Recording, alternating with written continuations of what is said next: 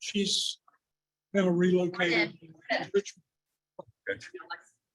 Richmond's not bad either. No, we lived there twice. It's changed. It's kind of becoming a suburb of DC.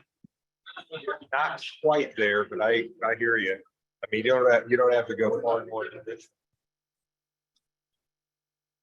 Got a good friend who's lived there for 25, 30 years, and they just moved to a place called Ashland, which is outside. For this person to see them.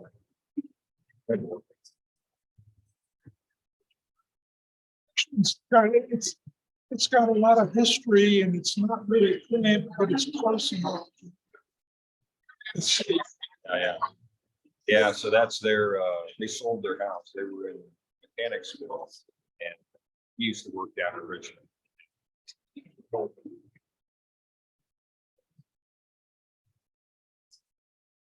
It's really good. And that's a place my son, if he had to relocate to.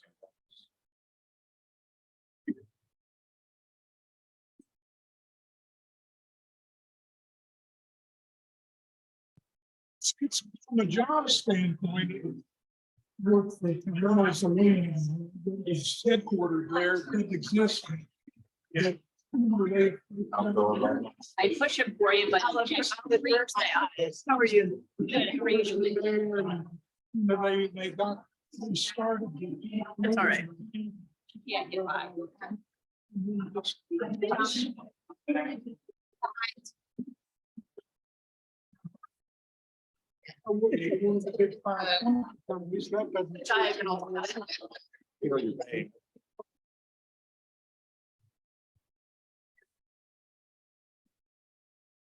By a competitor. Probably moved offshore, most of it. Well, most of it was offshore. Well, half of it was offshore. Here, except for the presentations. That's the direction. Manufacturing. Although. China's got its own.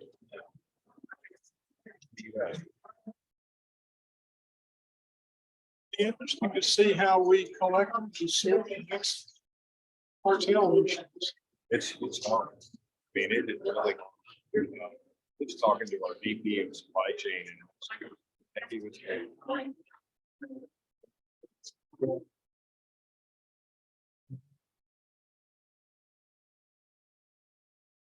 This one, it's difficult. We got a plant in Reynosa. No, you have to touch it just on the point. Do a quick check. Checking. Okay. All right. Are we good to go?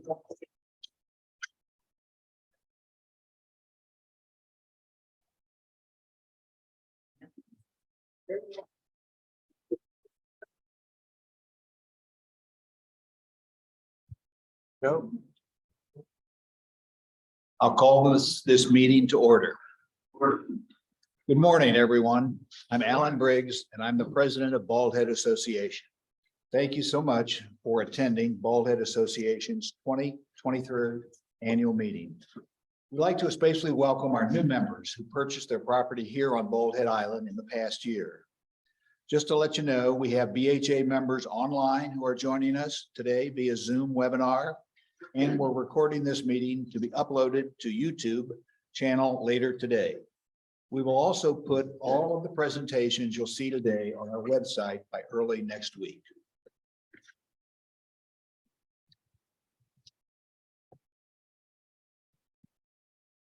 The first thing I'd like to do is to introduce my fellow board members. You may know some of them, but I wanted to recognize each of them and acknowledge the hard work they've done this year on behalf of property owners. And I've said it many times to the board because it just became clear to me this year we had what I thought was an exceptionally good board. Served on several boards here, and they've all been good, but one of the benefits this year has been we have great variety in terms of background and experience. with financials, engineers, three MBAs on the board, and one with exceptional experience in landscaping. And the great variety is really a treat to have, because it seems like we have someone who has expertise in each one of the areas that comes up. Very helpful.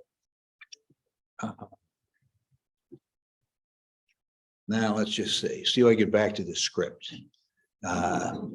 Since the last annual meeting, we've met 28 times as a board, and I personally appreciate the thoughtful discussions, the civil debates, sometimes not so civil debates, but generally civil debates, and the willingness to make the hard decisions necessary to help sustain Bald Head Island for the foreseeable future. Sitting next to me is Robert Drumheller, right here. And then we have John Kinney, and then we have Joe Bronner, and then we have Tiffany, and then and Tiffany Williams, and then we have Jennifer Lucas on the end. Let me go to the next slide.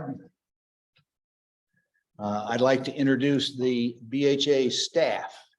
Again, we have a superb staff. They all work very, very hard for you all. Change the slide again. And first, Carrie Moffett, our executive director. And just wave your hands and stand up or whatever, so everyone can see who you are. And next we have Marianne Steele, our deputy director. Next, Diane Maceras, our administrative assistant. Fran Pagliaro, our ARC coordinator. Pam Henson, our communications manager. Leanne Fink, our bookkeeper. Pam Rainey, our customer relations associate. Sharon Beasley, our ARC administrative associate. Kimberly Bandera, our ARC specialist, and Dora Ritchie, our covenants compliance associate.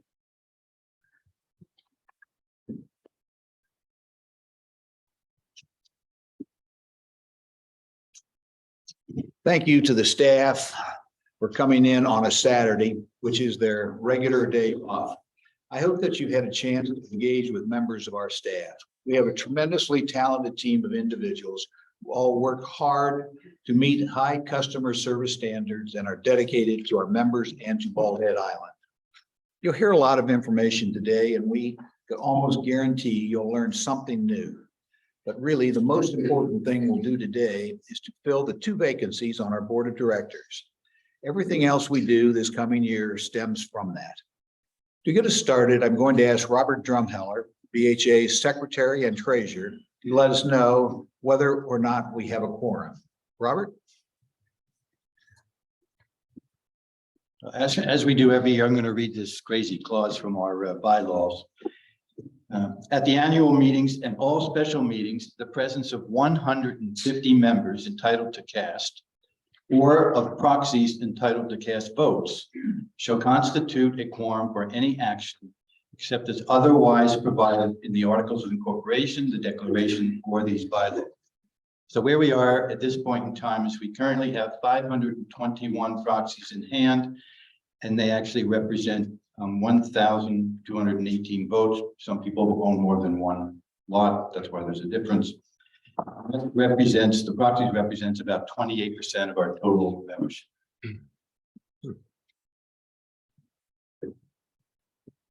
Next, I'd like to seek approval of the minutes for the 2022 annual meeting. I have read the minutes carefully. Is there a, in the minutes from the 2022 annual meeting were previously made available on BHA's website for review. The board is prepared to read the minutes if desired by the memberships. There are 4 pages of exciting review of last year's. I'm delighted to do it if you want, or in the alternative, if a motion is made for approval. A motion to approve the minutes. Second. Are you sure you don't want a reading? Okay, all right. The motion has been made. All in favor, say aye. Aye. Opposed, same sign. It passes. John, would you like to recognize the nominating committee and introduce the 2023 board candidates?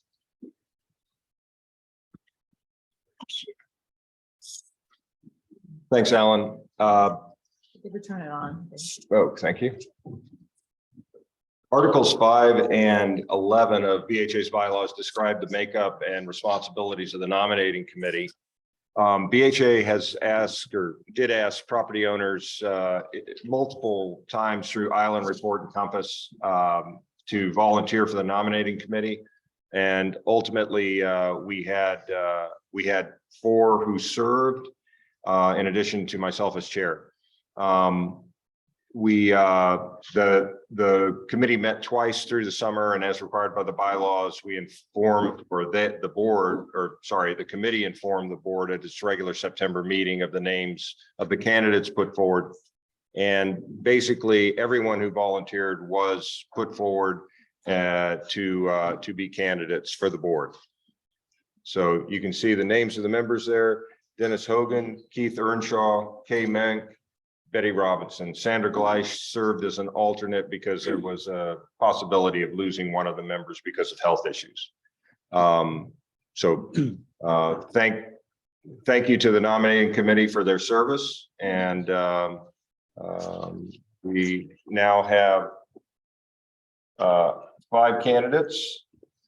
You should have this information in the newsletter that went out to you. There's Paul Carey, who has an extensive background in management and business.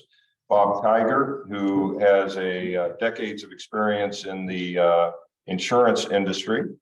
Nathan McBrayer, who is likewise he's a chief financial officer and has an extensive business background. Christine Osborne, who is retired but previously worked in real estate, and Tiffany Williams, who is currently serving on the board, who probably most of you know, and is the owner of Tiffany's Rentals, and I probably got the name wrong, Tiffany, sorry. And those are the candidates. Thank you, John. Now I'd like to call for the election, and let's get going to the voting. We have 2 people helping us with the voting today. The members of our teller committee, Diane Maceras and Lori Jelinek.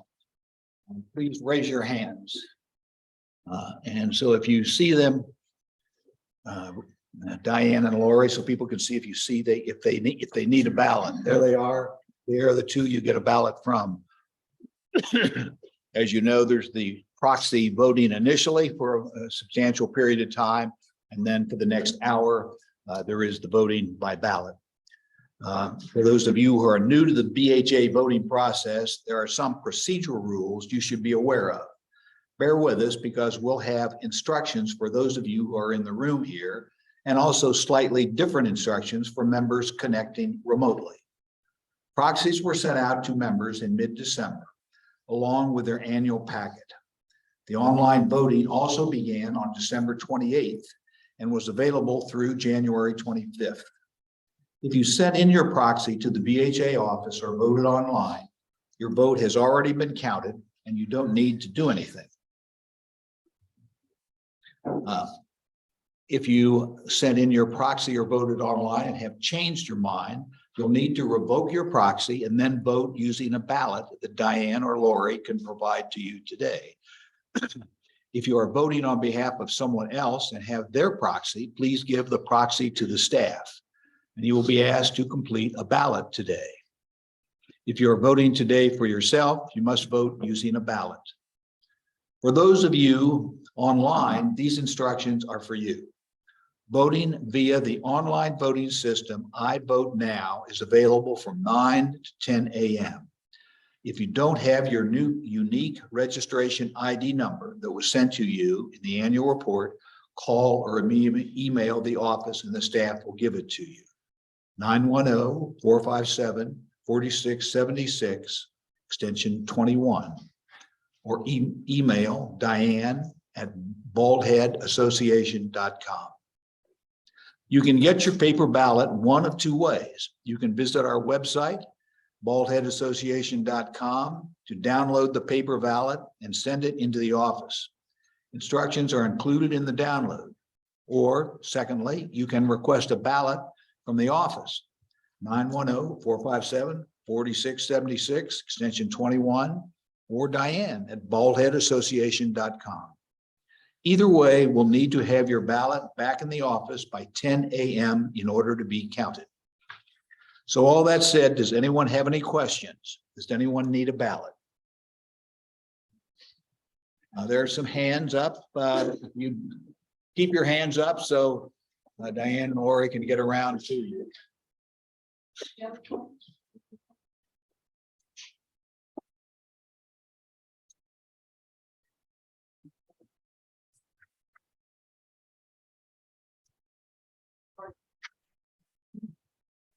There's also two.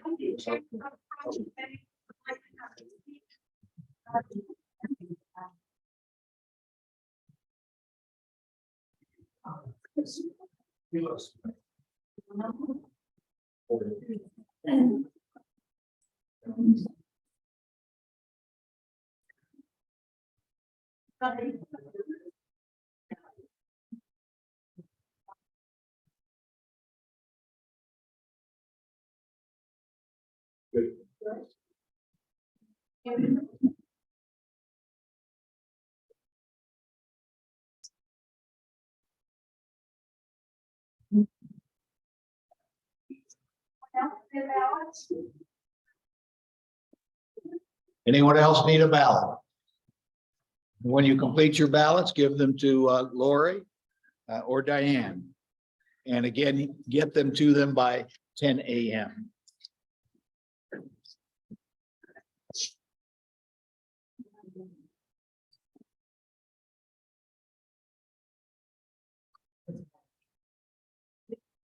Let's now move to a discussion of the events of this year.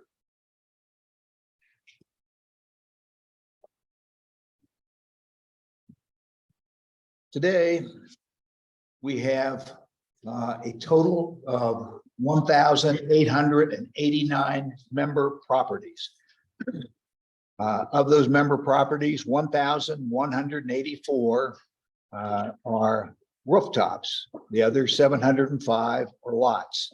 As you can see on the slides, this will vary a bit, but 22 lots were converted to new homes in 2022.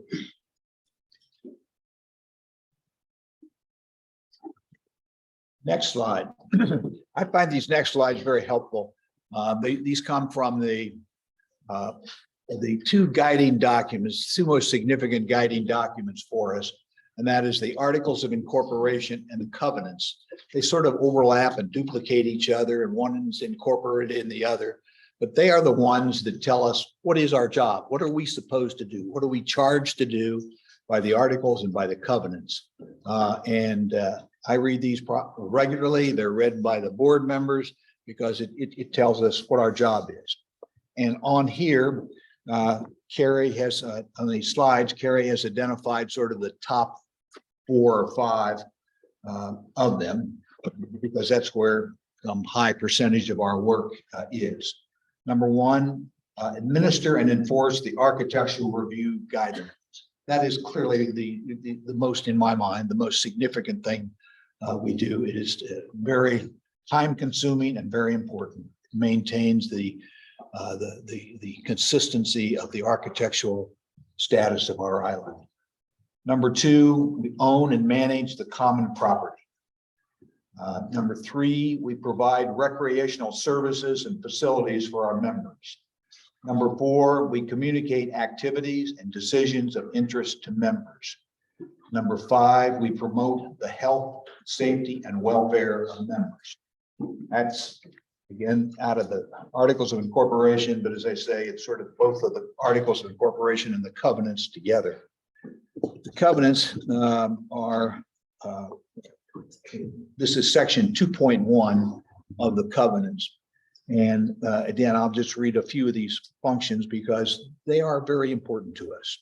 The association will be responsible, A, to act on such matters as the board determines affects the welfare and recreation of the members and the beautification and conservation of the natural environment of the properties.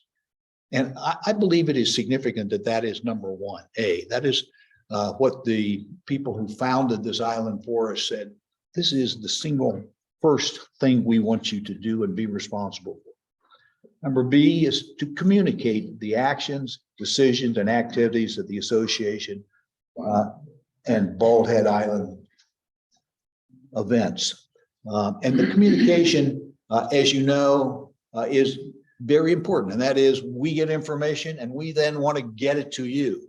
And our staff has done an excellent job, I believe, with the technology we have now. Things can get out so quickly and we get out the compass to you as quickly as we can. So as soon as we get it, we try to get it to you. And, you know, with all this electronics now, it's just amazing how well it works.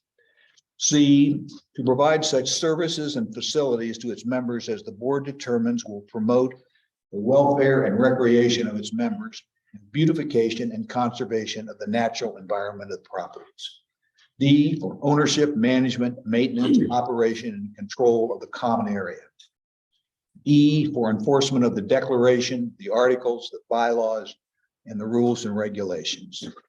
F, for administering and enforcing architectural design guidelines. The next slide, please. What I'd like to go to next is sort of take each one of these individual responsibilities, and we essentially try to accomplish these through our committees. For each committee, we have one liaison from the board, of our board members. One will serve as liaison. For the administrate and enforce the architecture review guidelines, we have the ARC committee. We have 18 members on the committee, and John Kenny serves as our liaison from the board to both sections of ARC. I'd like to turn this over to John. Thank you, John. Thanks, Alan. Right, so just to emphasize that, we have two sections, and one section deals with one part of the island, the other deals with the other.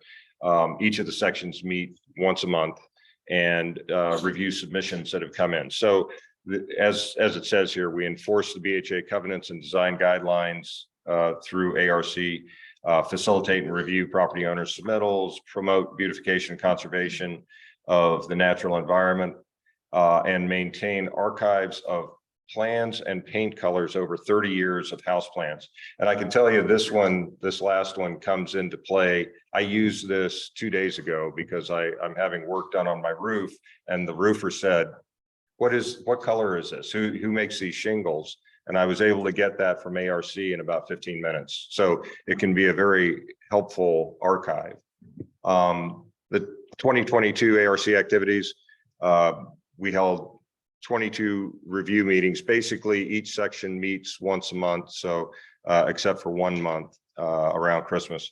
And so we had 22 meetings, reviewed 330 submissions in those meetings.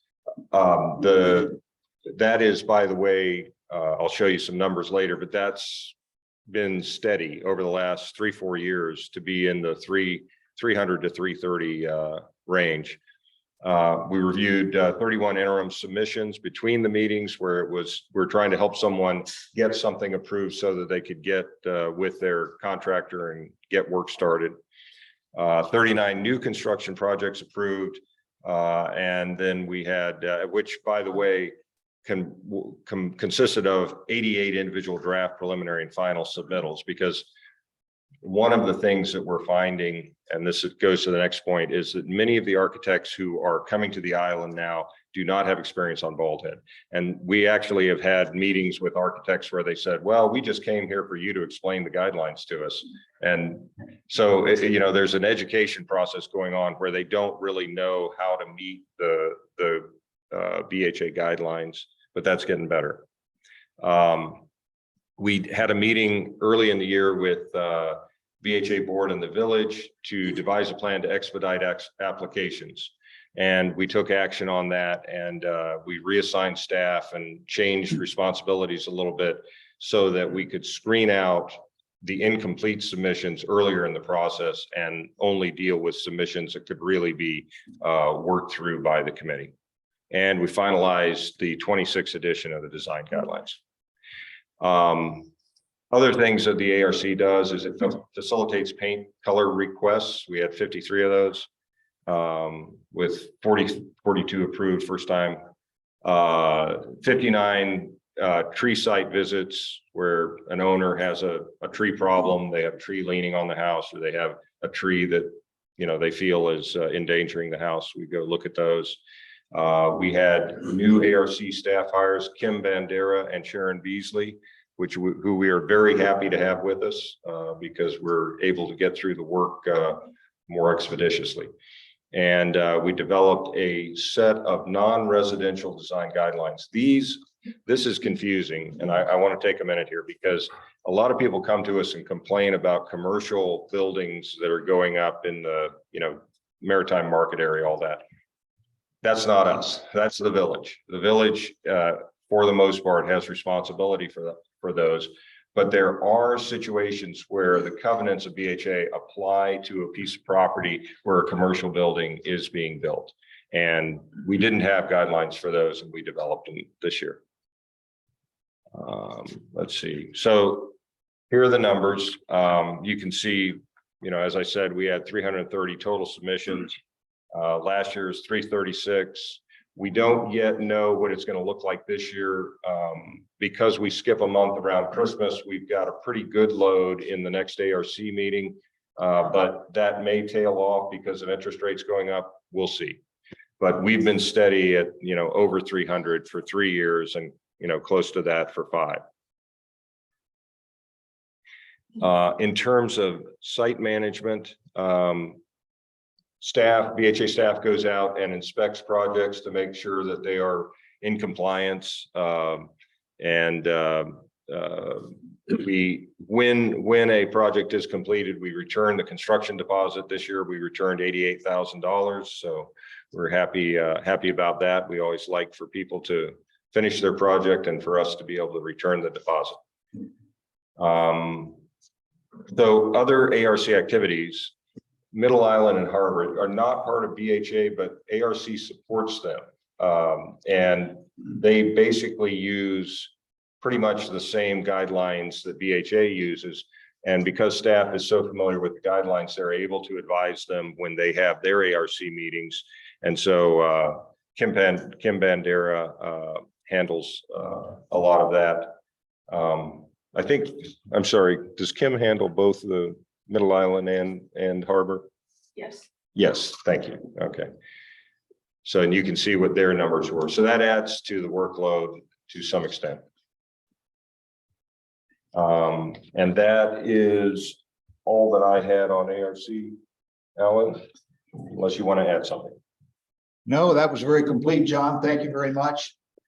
Next, I would like to talk a little about the common area. That's the sort of when I listed the 5 primary initial responsibilities of the association. The second was own and manage the common area. And that is, we manage all aspects of the 3 communities of Keeper's Landing, Surfman's Walk, and Sumner's Crescent. We manage amenities or assets of 6 additional neighborhoods: Braemar, Cedar Court, Muscadine Grove, Loggerhead, Palm Court, and Palmetto. You all might recall that along with the next alleys came up by virtue of the merger of the stage 1 and stage 2 some 5 years ago. And it has been a lot of work, and the staff has done an excellent job with that management.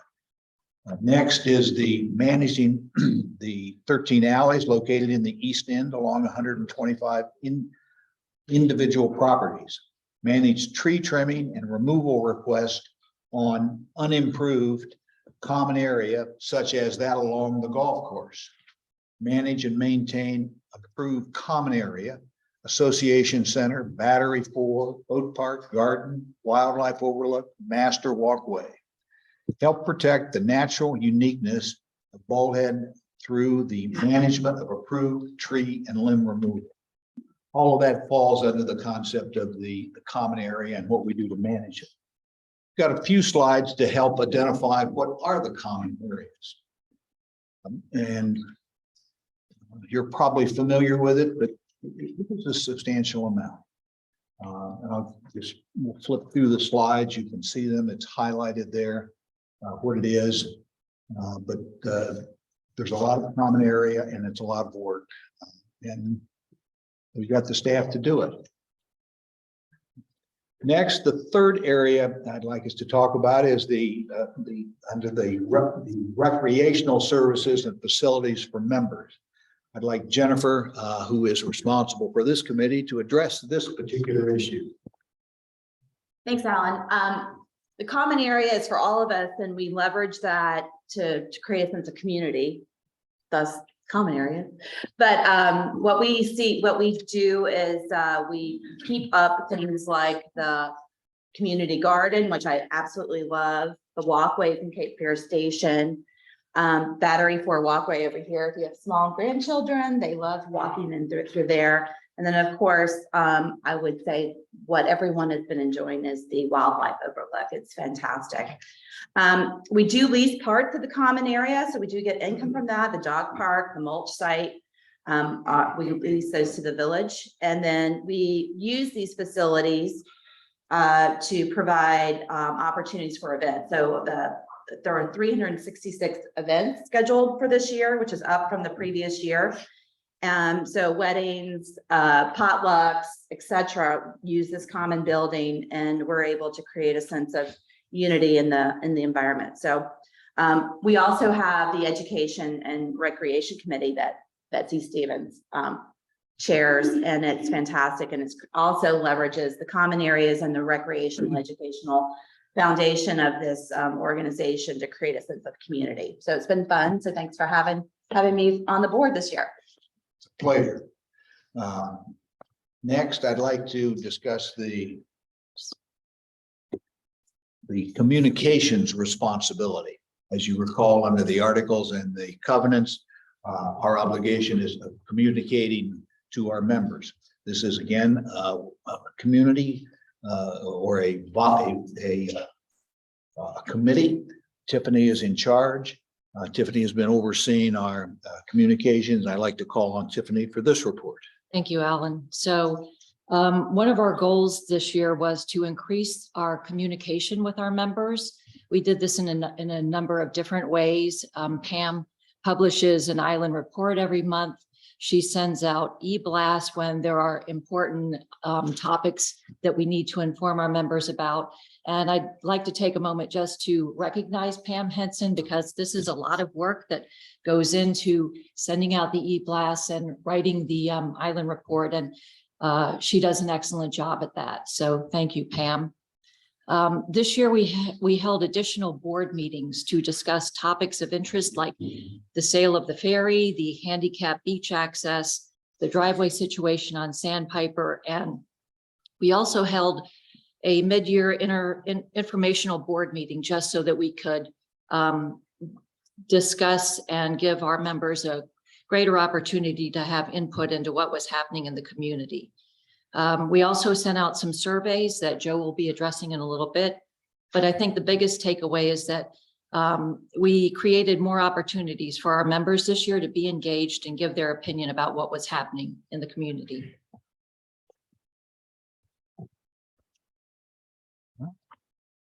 Thank you, Tiffany. Next, I would like to go to the fifth area of our responsibility, to promote the health, safety, and welfare of members. And I'd like to call on Joe Bronner to report to us on that. Thank you, Alan. The fifth charge that Alan mentioned early on is kind of a catch-all, but it is nonetheless quite important, and it involves the entire board, the entire staff, and really covers all things. We're supposed to, we're charged with keeping our our eyes open and our ears to the ground, so to speak. By way of example, Tiffany has already mentioned the surveys that were done. I didn't do that. Other people did. This again is a shared responsibility for each of us. But these, it's an important activity nonetheless. Everybody is aware of the surveys, the good work that was done there and shared with virtually everybody, hopefully to get even the property owners who are on vacation interested in the issues on the island. The other extreme, there are things like informing property owners, especially new property owners. And we're well aware of the fact that we're working hard, but we're basically at this point inundating people with a packet of information, and we'd really like to have a dialogue. And that dialogue needs to address individual needs, individual concerns about, can I build a replica of the Eiffel Tower in my backyard and things like that. I mean, questions do come up. Probably the most exciting time on Bald Head is when you first buy your home, you come to the island and boom, you get a quarter-pound packet of information. I think when Judy and I got ours, I went to the beach that day and I should have read it, I guess, but it took a while. But at any rate, you can see the kinds of things that really are vital, not just to the association, but to the island and therefore to each of us. And that's what we're attempting to do as a group in promoting the health, safety, and welfare of each and every one of our members. Thank you. Thank you, Joe. We go to the next area, the 2022 covenants enforcement. This is an area where you don't sometimes like us quite as much because this is where we say you're violating the rules, and we lean on you a bit. This is something we do because it helps maintain the overall value of our properties, each of our properties. It maintains the consistency of our island. Enforcement of covenants helps maintain property values. The violations we dealt with this year, there are 40 listed there, listed the various types, and then both in violations and community-wide standards. You may recall several years ago, we established a new committee on we established community-wide standards. They're set out in our covenants. We specifically adopted them. We started enforcing them in-house, but then we had created a committee, and the committee has done an outstanding job. Joe Bronner has been liaison to the committee, and they've done a wonderful job of working with homeowners to be sure the community-wide standards are maintained. Okay. I'm sorry to interrupt, but we have a technical glitch with the online balloting process this morning. And Nathan's name is not on the online ballot. This was just brought to our attention a couple of minutes ago. So the people who are online, who should be looking at a total of 5 candidates to vote for, not 4. If rather than using the online ballot, please call in to the office and register your vote that way. I'm going to ask Carrie to reinforce what the phone number is so that you have an opportunity to call. Just again to repeat, Nathan Fair's name was inadvertently omitted from the online balloting process this morning. Apologize. I approved it yesterday. They were all on there, so I'm not sure how it came up there. But please have just make a phone call to the office at 910-457-4676 extension 21. Okay, sorry for the interruption. There's always some excitement. Sorry about that, Nathan. We still love you. That's community-wide standards, covenants, enforcement. Next, I would like to talk about, have reports from our committees. And again, the liaison will report here. And the first committee is the Architectural Review Committee. And John, I'd like to ask you to take this report if you would. So I already referred to the fact that we have a section A and a section B on the ARC, and I'd like to start by thanking all the members of the ARC for their service, because we have shortened the length of the meetings, but very often they spend several hours in those meetings once a month, and we really appreciate their service. They develop skills that allow us to evaluate the submissions, effectively and efficiently. And so we really appreciate their service, and Fran Pagliaro, who is our staff, who supports us, and I've already mentioned Kim and Sharon. So section A meets every the first Friday of every month. Section B meets the third Friday of every month. And A covers the areas basically from Muscadine Wind west, except for some of these communities, multifamily communities that are called out. Section B covers everything east, including Silverside's Trail, and then these others that are called out. Again, they do great work. The members of the sections are listed here. Dave Pacina is the chair of Section A. Terry Steelman is the chair of Section B. I will point out that we have people with, in many cases, we have people with community planning backgrounds. We have professional architects on these, some of these sections, or well, on both of the sections. And so we have some real skill here in these members who serve on Section A and Section B.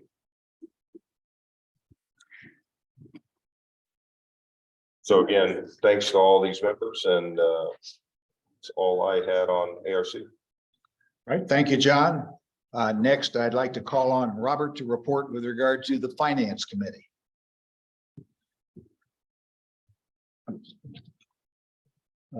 Thank you, Alan. Just briefly, for the Finance Committee, probably our major role during the year is providing input to the budget process. We had several meetings this year. In the process of developing the 2023 budget. The committee gets involved in special activities, financial activities. If they occurred last year, we got a new auditor. This year, the audit is being done by the new group. We also have a number of separate bank accounts because we have a master account for the association. All the neighborhoods have bank accounts. And unlike the last couple of years, when short-term interest rates were virtually zero, and it really were no great incentives to invest the money, that's no longer the case. And so we can invest in short-term treasuries and bank CDs that are insured and start earning some interest income. That's becoming a little bit more significant component to our revenue stream this year. Hopefully that'll maintain in the future. And then we we get involved in the annual audit process when that's done. And in the right-hand corner at the bottom, if you can see that, are the various people who participated in the committee this year, and I want to thank them all for their service. And I want to compliment them, because getting your arms around this budget is not all that simple.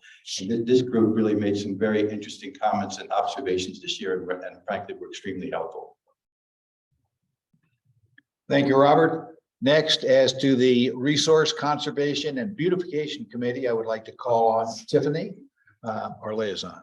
Thank you, Alan. So my involvement with the RCB is helping the chairs, Dale and Barbara Guerra, organize the 2 litter sweeps that we had. We had 2 litter sweeps this past year. They were very successful. We had a lot of volunteers show up to cover the whole entire island, including the beaches, to pick up trash. We have 2 litter sweeps scheduled this year, one in April and one in October. And we may do something else in addition to those 2 litter sweeps. John is going to talk about the reforest program. Thanks, Tiffany. This year we did our 4th annual Operation Reforest. We started this after Hurricane Florence, when we lost so many trees, as a way of replacing some of those big trees that came down. For those of you who don't know about this, if you're interested in getting trees or bushes, any kind of landscape material, you will not find it cheaper than the way we purchase it. I would encourage you in the coming year, if you're interested in getting any plant material, to pay attention to our deadlines on when you can order that stuff, and we will bring it over to the island. We planted in total 94 trees, 11, mostly it was a mix of live oaks and European hollies and wax myrtles. 11 of the live oaks were honor trees, where someone was planting a tree to honor a loved one, and most of the rest of those were planted by homeowners, although BHA planted a fair number of them as well on common area.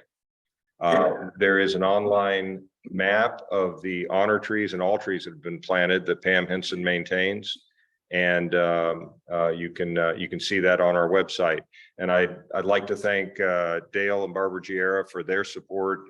They really made this happen in providing the labor, and so we really do appreciate that. And also Jeff and Susie Parker, who helped, and Jeff continues to do the watering on the newly planted trees. Thank you, John. The next committee report I'd like to prompt would be the Education and Recreation Committee. Jennifer is the liaison. Jennifer, if you'd be kind enough to report. Yes, sir. Thank you. Yes, sir. Thank you. As I mentioned before, the Education and Recreation Committee, chaired by the awesome Betsy Stephen, is a great way to get involved in the community. And you do not have to be a full-time resident to participate.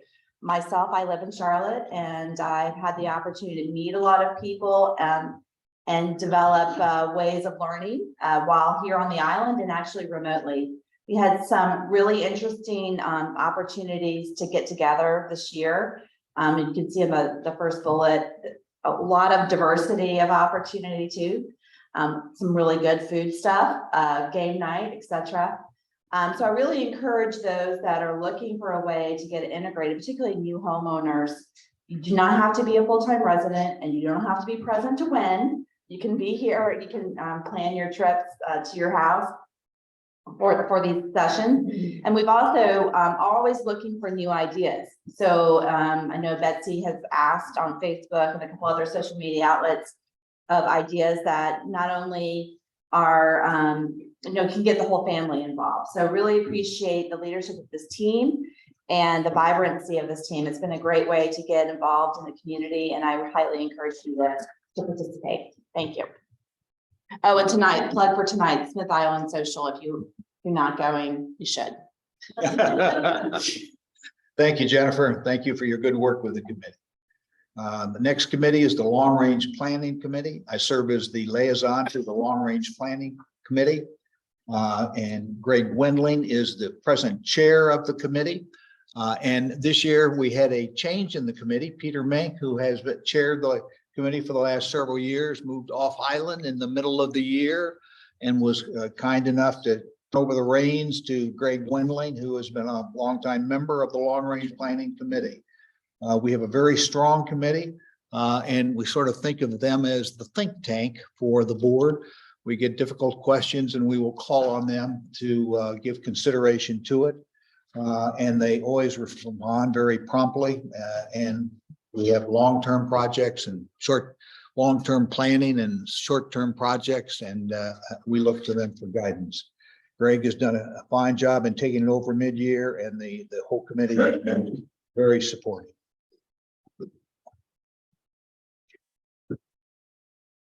Next is the Community-Wide Standards Committee, and Joe is our liaison for that, and I'd like to call on Joe to report for us on that. Thanks, Alan. The Community-Wide Standards Committee is the newest, I guess, of our committees, and it's been under the very capable and successful leadership of Deborah Drumheller and her group Really, again, I'm surmising as I'm fairly new to this, it was formed to relieve some of the burden on the ARC and basically covers the outside of homes. It began, as has already been said, in 2002 with 19 issues that were to be addressed. And this was just in 2022, last year. All of those except 3 have been resolved. And Deborah and her crew decided they didn't have enough to do and needed more work. So now they're looking at driveways. And really driveways are something that, we tend to think, oh, mine washed out, but I'm not going to worry about it. And I'll put it off till next year, so on and so forth. A number of driveways have been identified. Half the list that was seen to be problematic, you, the members, have already addressed and are in total compliance with our collective rules. We appreciate your support. And this will probably bring a smile to your face, but I think the next task we're going to take is the owner of the common areas. We're going to start looking at those once we have the chance, not to check homes on them. We're not quite that bad, but to make certain that they are maintained as you would have your common areas maintained. And I think that's going to be a good thing for the association to do, is to look after its own property rather than just looking after our collective property. Thank you. Thank you, Joe. Next, I'd like to recognize the committee members whose 3-year terms have expired and or they have otherwise resigned. But I'd like to thank them for their fine work. As you know, as you may or may not know, but the committee assignment usually is for 3 years. And at the end of that 3 years, you can extend if you want for another 3-year term. Many of our people do, and sometimes they don't. But those who have completed their term, for the Architectural Review Committee, Joyce Nelson. For the Finance Committee, Brent Blackman. For the Resource Conservation and Beautification Committee, Lillian Carter, Kay Mink, and Kim Scagnelli. For the Education and Recreation Committee, there are 3. I want to be sure I've got this correct. Andrea Kinlaw, and then Kathy Newman and Linda Rabb. For Long Range Planning Committee has been Peter Mink. So thanks to all of them. They've done outstanding service for us and we appreciate it. This takes us to the next slide, which is the other side of it. We need volunteers. We had a reception last night for our volunteers, and a number of the committee, several of the committee chairs came to me and indicated we need volunteers. And Dale indicated for his committee particularly, they need volunteers. So it's very easy to do. The volunteer forms are available on the website. All you have to do is just fill it out. If you can't find it on the website, give Carrie a call, call Diane. We do everything we can to make it easy for you. Every time on my dog walk, I beat on people and try to get signups. Surprisingly, people aren't showing up for the dog walk quite as much as they used to. I don't know why that is, but nonetheless, we need volunteers, and it's a wonderful opportunity to get involved. BHA's 2022 priorities. And by that, what I mean is what we have done for the last several years has been, we have a retreat in February, generally. I think it's always been in February. And One of the things we do is we try to identify, well, what are the most important things we want to try to accomplish this year? And we talk about it at some length. We solicit your views very often. And you all have provided us a lot of help with regard to coming up to priorities. And then, so we then sit down and kind of come up with a list of what are our top 6 or 7. And then we try to focus our attention on them. And at each board meeting, we will have a report on how are we doing on these priorities. So here's the bullet points of sort of our priorities for this year where we focused our attention. Cooperation with all island entities. That's hugely important on our little world here. We have a lot of interaction with each other, and it's so important we cooperate. We don't have to agree on everything, and you might have noticed we don't always agree on everything. But that doesn't mean we don't cooperate, work together. We're all going in the same direction, rowing in the same direction, and so we had a lot of focus on that this year. Improve architectural review committee process. We've really put a lot of work in that this year in terms of trying to make it easier for our members. It's not an easy process. We have, 178 pages of design guidelines, and if you need help sleeping at night, get out the design guidelines, sit down and read them. And there's a lot there. And so we appreciate the complexity of it. Our staff works very hard to make it easier, but it's never going to be easy. Education before violations. We've had a focus this year on really trying to educate people on how to avoid violations, what the primary areas are of problems, and see if we can prevent the problems before having to deal with violations. We don't like violations. And you all don't like violations, but nonetheless, we've been working on that. Communication and transparency, as we've talked about quite a bit, we really try to get that information to you, and we'll keep trying because that's very important. Everybody knows as much as we know, as quickly as we can get it to you. Welcome and integrate new homeowners and members. Again, you may have noticed in our reports in the last 3 years or so, we have like 40% new members. That's a lot. That's a huge amount. And it's good. We got a lot of new people. The pandemic changed the world in a lot of different ways. And one of it is people want to be on Bald Head Island. And it also provided an opportunity for people who were looking to move. So we have a new world here, and it's our responsibility to assist these new people to understand our little world. It's different than the rest of the little world. And so we've been working on that in a lot of different ways. Support staff. We have a wonderful staff. We have turnover, as does everyone. But one of the beauties of our staff is that I've seen in the last 5 years while I've been on the board is they work together. They don't work against each other. They work together. Carrie has done a magnificent job in melding this group together so that they are mutually supportive of each other.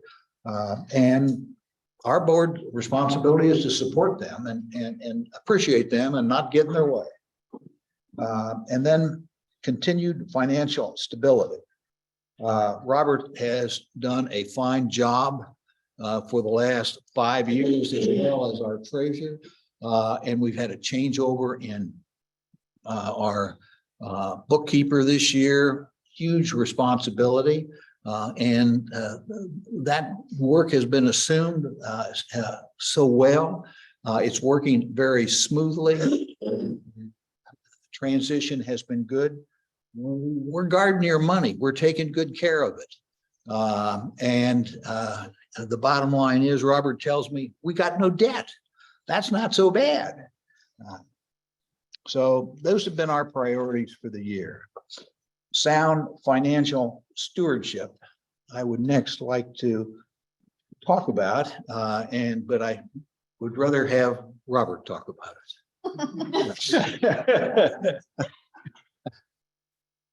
Okay, so our two, I guess, overarching principles that we seek to, deal with is try to avoid debt if at all possible. It's debt aversion. And to maintain appropriate reserves for the protection of our assets. Just a couple of key points here. We're going to go through 2 or 3 slides in the next couple of minutes. Our basic BHA basic dues, not including the neighborhood dues, but the basic dues have increased to reasonably modestly 5 times since 2015. Obviously, we're into an environment now, all of us, where we're dealing with higher levels of inflation, higher levels of costs. We currently have about $2.1 million in reserves for maintenance and repair of assets that we own and or that we manage. And we've mentioned numerous times that we're in the middle of a 5-year process to bring our reserve levels up to a strategy of having 70% of the reserves, 70% of the value of an asset reserved by the time that asset in theory needs to be replaced. And that required us to increase our dues in order to get to that level. And we decided, because of the magnitude, that we would stretch that out over a 5-year period. 2022 was the second of the 5-year period, and 2023 is the third of the 5-year period. And this increase in reserves is really the primary driver of dues increase in the last couple of years. And as Alan pointed out, we are debt-free, and we have been debt-free for quite some time, and I don't think we don't foresee any situation barring some likely catastrophe that we're going to need to incur debt anytime soon. So in the next slide, here's a chart that shows what the dues increases were starting from 2014 all the way up to the increase in 2023. You can see the last 2 or 3 years, the 15% in 23, the 10% in 22. That's primarily driven by the reserve strategy, and secondarily by compensation salary increases. We have budgeted in 23 for an 8% salary increase for staff. And just a couple of days ago, the Department of Labor reported, published in the Wall Street Journal, that the median weekly earnings increase during 2022 was 7.4%. So we're in line with what salary increases are. And I think you'll see our dues increases are probably reasonably comparable to what you're seeing at the other clubs. It's the Shoals Club and the Baldwin Island Club. We're all dealing with the same issues. We want to keep staff, difficult to get staff. We need to be competitive on staff salaries. We're dealing with insurance increases and cost increases, supply issues all along the chain. So we all have a common issue here that we deal with. And then lastly, as you know, I think we had a 3-year program to finance the overlook, and 2023 is the last year for that. And then after that, that special assessment charge will go away. I'm not going to talk about too much about the study. We've already mentioned it, but basically we're into year 3 of the reserve study to bring us up to the 70% level. A couple of years ago, we actually did a professional reserve study. We hired an outside person, and in the 40-year history of the BHA, this is the first time we ever did a professional study. At phase Baldwin Island Stage 2, during their history, they never did a professional study either. So we all finally concluded a couple of years ago that this is part of best practices, and I think our plan is to update that study every 5 years or so. All right, I'm going to turn it over to Alan now. Thank you, Robert. It's time to bring the election to a close. Before I do that, I want to at least surprise you with regard to the proxies. As you know, everybody receives a proxy, and you can then designate how you want to vote, and you then send in the proxy, or you can give it to the discretion of the board as to how to vote. And so we get a certain number of proxies that come in that are to our discretion as to how to vote. And there are a couple of questions have been raised this year. Well, how do we vote those? So I thought I'd just report to you on how we do that, as we did it yesterday. And that's the process that we've followed each year, sometimes a little bit differently, but essentially what we do is we have a board meeting each year on the, we have a monthly board meeting, as you all know. Usually it's the second Friday of each month, but in January, we do it the Friday before the annual meeting. So yesterday, we had our regular January meeting. And in the executive session there, what we do is we take the proxies. And here we had, this year we had 10 proxies that were undesignated. People that said they leave it to the discretion of the board as to how to vote. And so we talked about it as to how do we think is the best way to do that. And what we decided was we would divide it up among the group. First, if someone is running for election, as Tiffany is this year, she has to recuse herself, which she properly did. And so she doesn't participate in that session. There are 5 of us left. We then split up the 10 votes, proxies, although one of them was for 2 properties. So we had 22 votes essentially to divide among and between ourselves. And we divide it by 5 into 20. We each get 4 votes. The extra votes go to the president. And then we each cast our vote privately. We give it to the teller who then adds it on to the rest of the votes. That's the process that we follow. That's the process we followed this year. And that's the 10 o'clock, as I say, I called it to a close. This election is complete. Now the votes will be counted. At some point in time, we will receive a note later on with regard to what the results are, and I will report that to you. Let me talk for just a moment about, we've talked about this year, what's been done this year. Let's talk a little about the horizon. What do we see for the coming year? We want to continue on informing our members about the sale at the Bald Head Island Transportation System. Very important, and so we try to get that information to you right away. And we want to complete the conveyance of the lagoons in whole or in part to the Bald Head Island Club. Robert has been working very closely with the club, and we're hopeful that process will complete in the not too distant future. We want to update the website. Websites are always require touch up. We want to make it better so it's as user friendly as we can and or change. So maybe redesign the portal, but we're working on that and try to make it better for you each year. We want to continue the community-wide standards evaluation.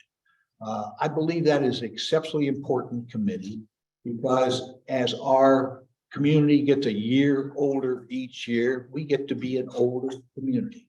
It is important that we maintain our homes and keep it to the high standards that we all have saw here when we came and that we all want to keep. We want to work with the village to enhance the dog park. The village has been very supportive with regard to the dog park with us. We work together, collaborative on it. Peter's done a wonderful job of making all of the village people available to help. We want the dog park to be better. We've got Cam McIntyre has came to us and asked that we focus our attention on it. Robert has assumed the responsibility. We found out there is in fact a Facebook page for the dog owners. People who are interested. It has over 1,300 members. This is sort of a dog-friendly community. And it is very important to us. We have a first-class dog park. We're not there yet. We'll get there though. We want to integrate property owners, members into committee structures and train next generation of organizational leadership. That's kind of a long one, but let me explain. There are a couple of concepts there. And that is the new 40% people that we have. We want to continue integrating them and educating them with about our little ways. They're not secrets. We just need to inculcate them into our little world. And we also want to focus this year on assisting, educating people on how to become involved in the leadership of our community. The leadership changes every few years, and it's important that we encourage people to become involved in the leadership. And so we want to develop a program with regard to how best that can be done. That'll be one of our focuses. In addition, we want to continue working with the BHI Club and Village of BHI to implement new non-residential design guidelines. We want to work with the Village of BHI to finalize boat park relocation.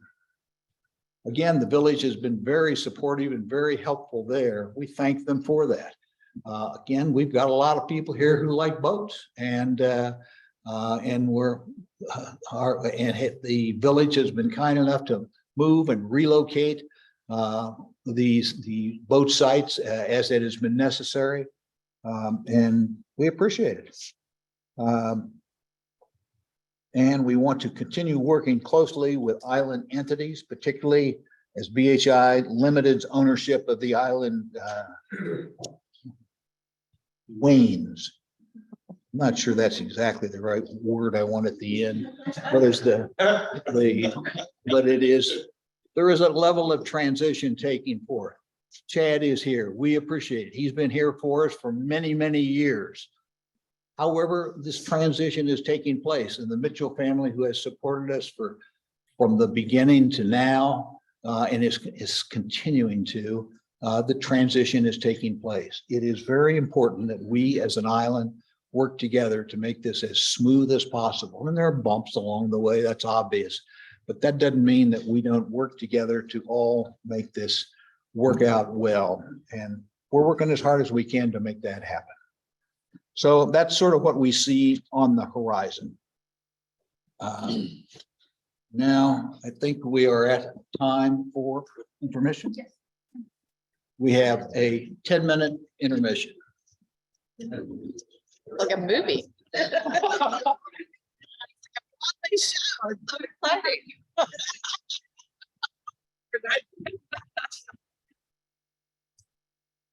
I ask a question? It's a fine line between see.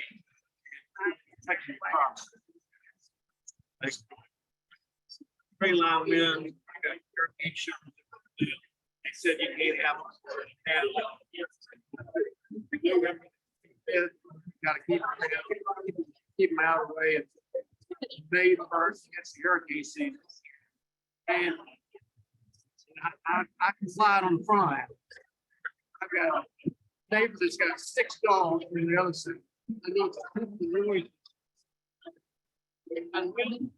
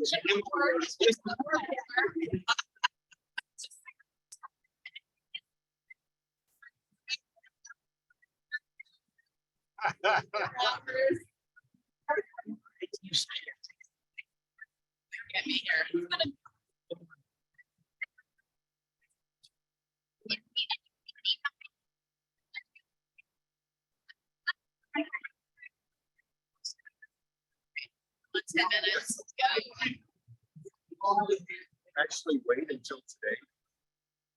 She said there are only 6 people on. They said that they make it. Boys.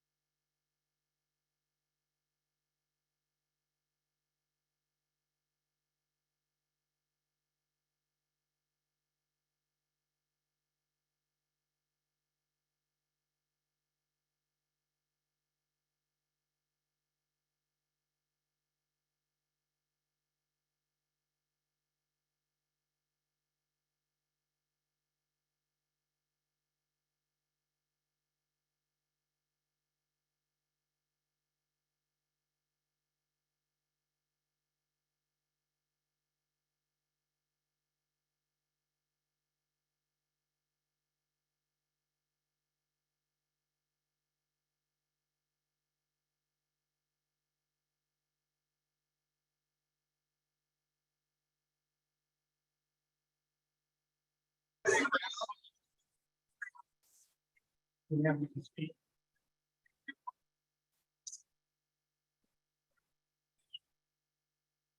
That is one of the things that gets me criticism. On the other side of that, I mean, I think that's unfortunately. I did what I did. But If everyone can make their way back to their seats, please, we're gonna start back up again, everyone.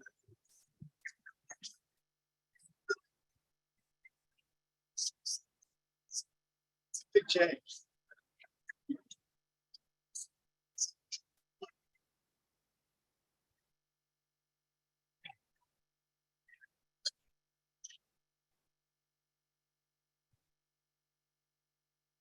you can see.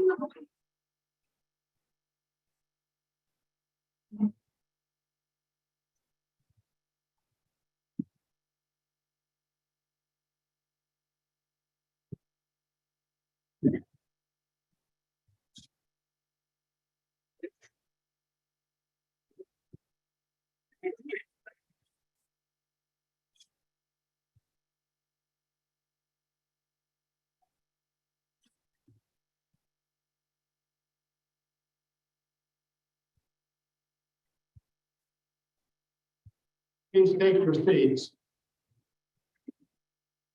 I'd like to call the meeting to order. Reorder, re-meeting, whatever it may be.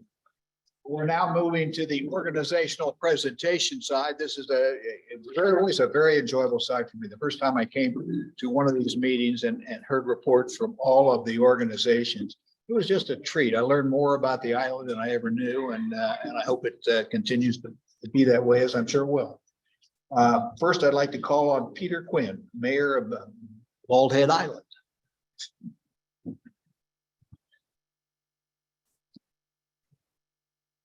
Right, great. Okay, first, Alan, thanks for having me here and giving a chance to speak for a little while. I'm going to be really short. I've got a couple of items that I want to address. First off, unless you've been watching very closely what the village has been doing, you might not notice the interconnectedness of everything that we are doing. So right now, the focus that we have going on is a long-range view of protecting and enhancing the island. Over the past year, we've introduced a lot of new things going on. We have, you might not have known it, but we did a beach study this year, a beach parking study. Parking on this island is critical, and the beach parking is obviously out of control. But we wanted to get a really good understanding of that. We looked at, and this isn't one that we started, but it was public safety volunteers. We're all over the island after the fire, all over the village about the state of our equipment. And we did a very thorough analysis of our equipment, our processes, and trying to establish our needs. And we're looking into how to solve all of those things. Next thing, we did some, we're doing right now some preliminary analysis and going through the permitting process for sand borrow sites. I mean, people might not know this, but every 5 years, we put the bill for bringing sand on the beach. We have to have somewhere to get it from. Right now, we're studying 2 different sites. One is Frying Pan Shoals and the other one is Jaybird Shoals. The next thing I have on my list is commercial master plan. So we have a group that is, and Kevin Arata is heading it up for us. We're looking at commercial activity on the island, what controls should be put in place, what, or at least an analysis of where that goes. There's always concern about things that are getting built on the island. And to this point, we haven't had controls. We haven't had guidelines. They're in place. There was guidelines in place that Limited put together. And we have those in our hands right now. We've been reviewing them.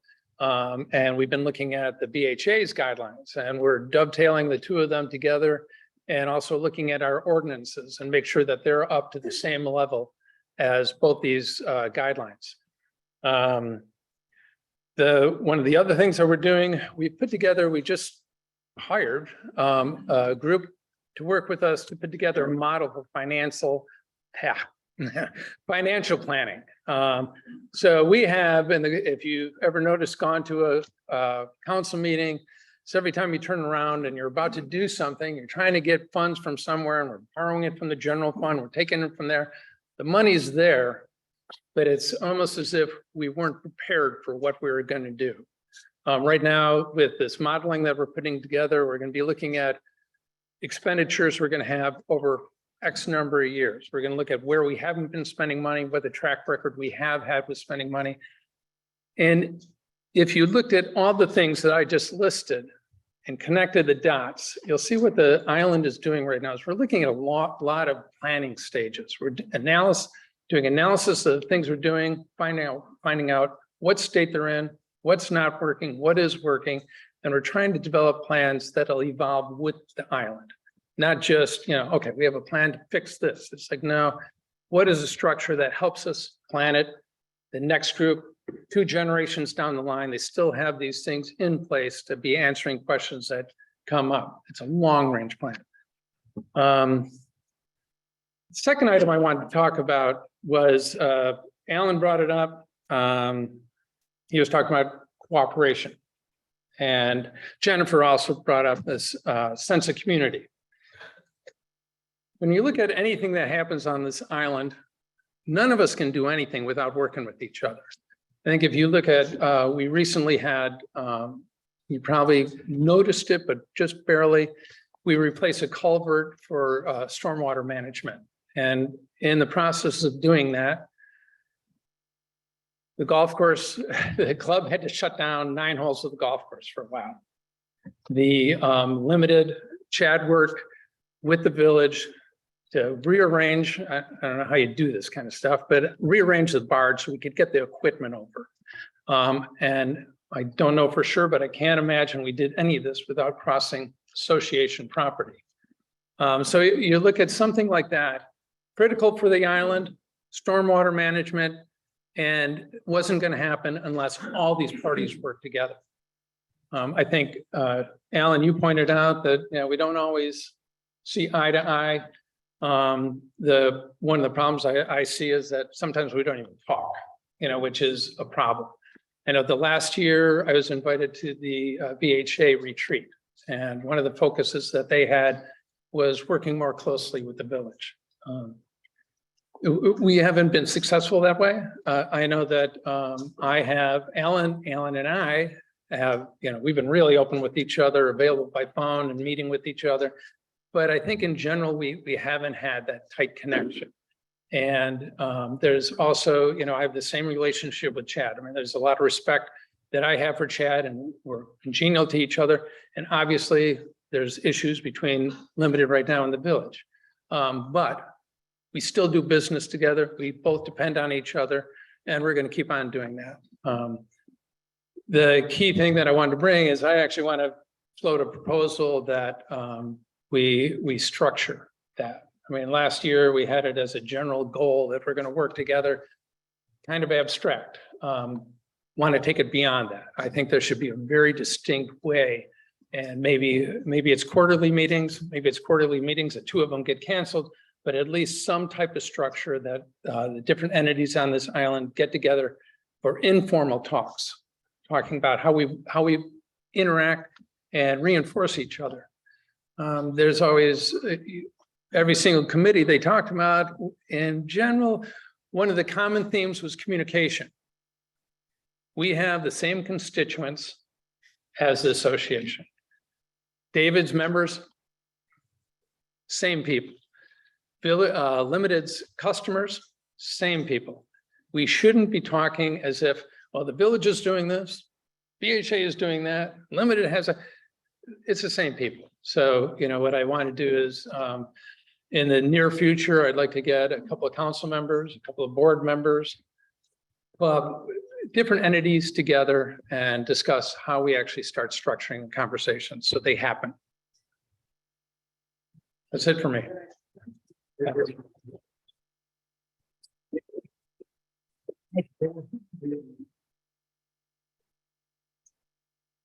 Thank you, Peter. Very good comments, and Now I'd like to call on Chris Webb, the Executive Director of the Old Baldy Foundation.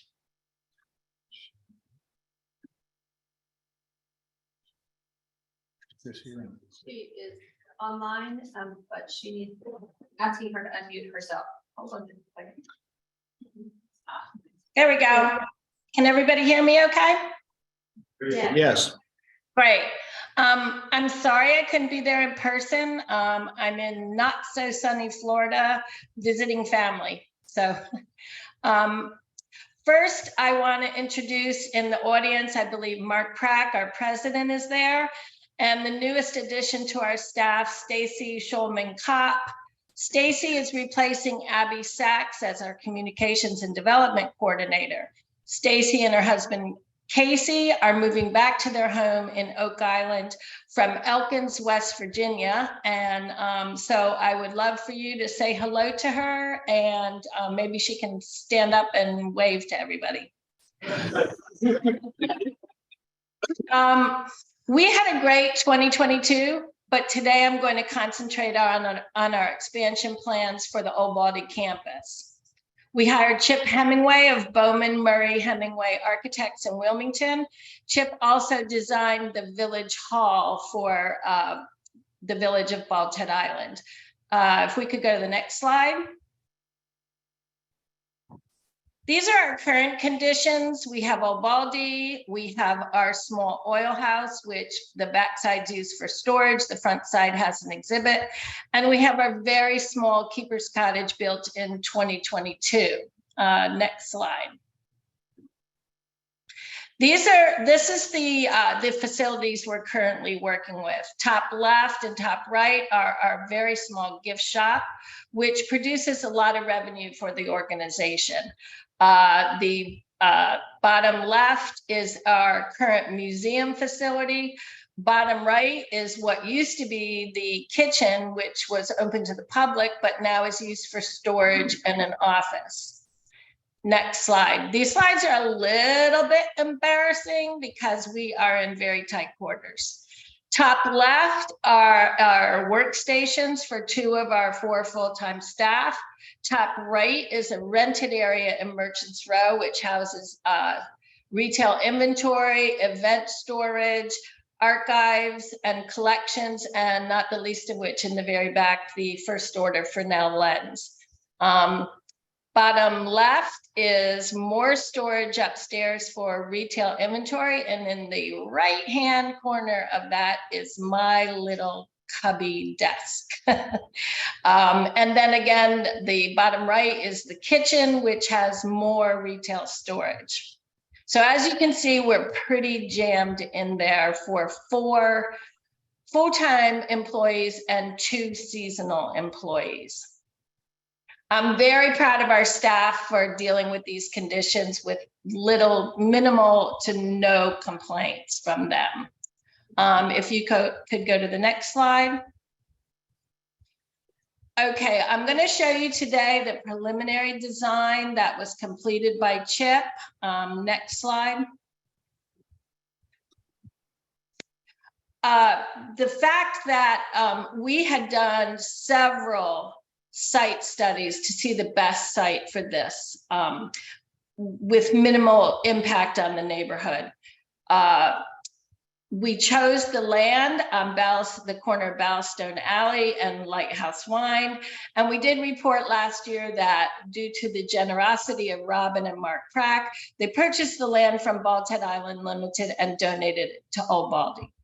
We worked with the village of Bald Head Island to close part of Lighthouse Wine, which actually years ago was a cul-de-sac, to join the 2 properties together, the new property with our existing campus. So next slide.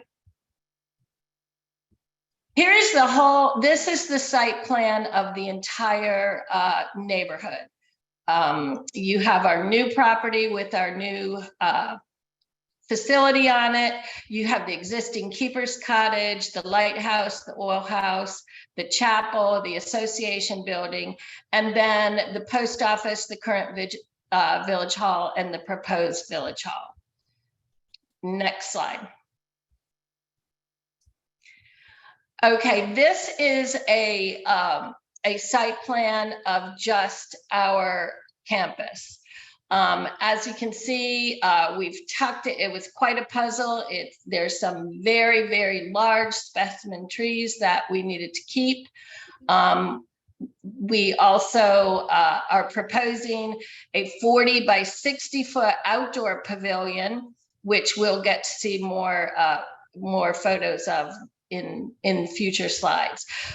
We feel that this pavilion is essential to our programming, our fundraising events, and also can serve the community in a lot of different ways.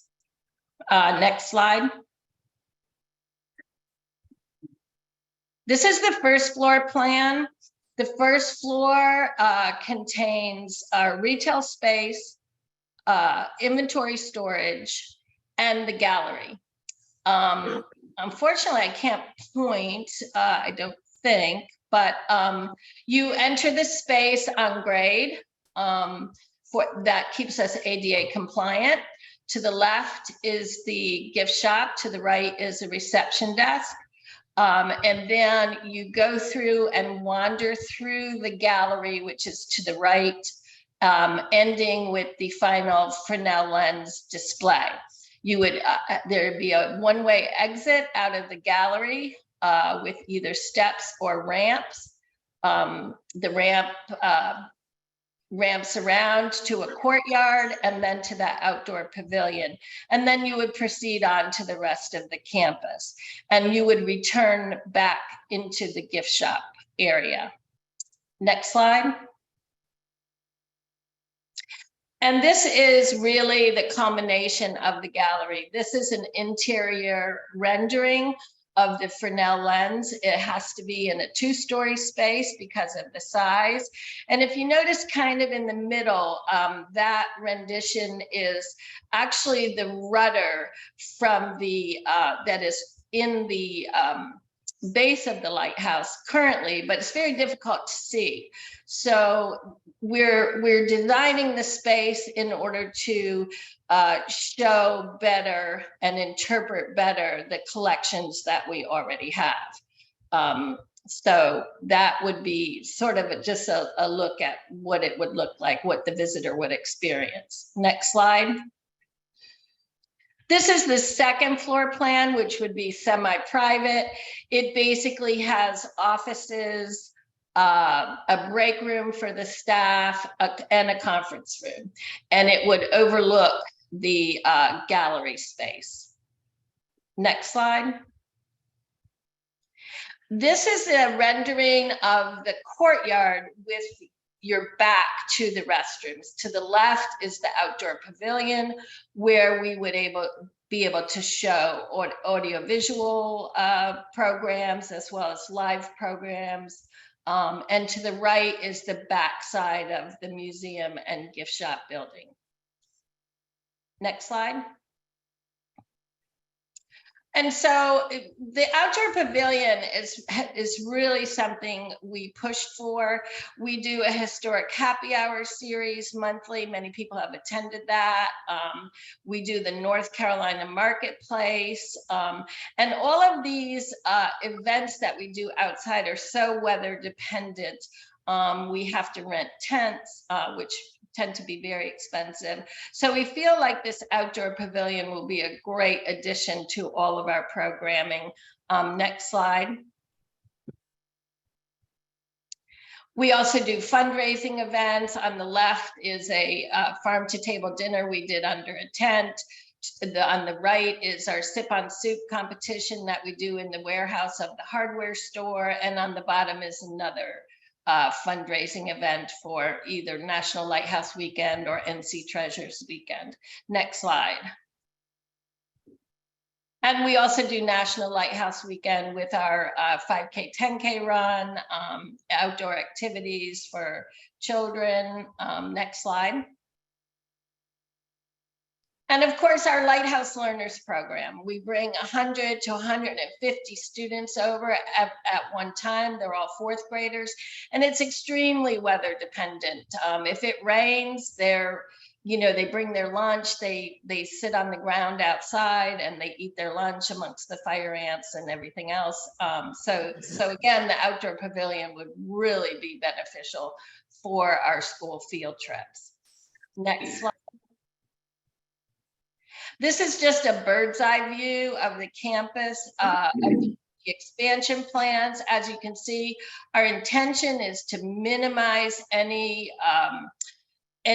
destruction to the natural things that are there.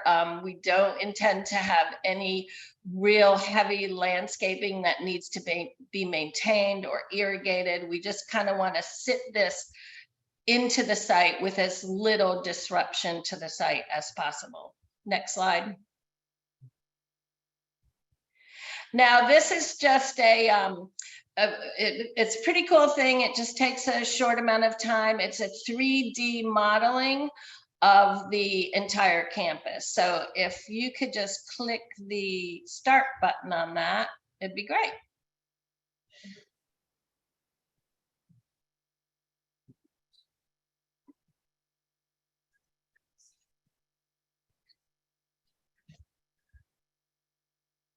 Now, as a preliminary design, the design elements, we really wanted to keep with the coastal vernacular, but have a fairly modern facility within. So things like rafter tails and specialty details are not part of the preliminary design, but we really wanted to keep it looking like the coastal vernacular of the island.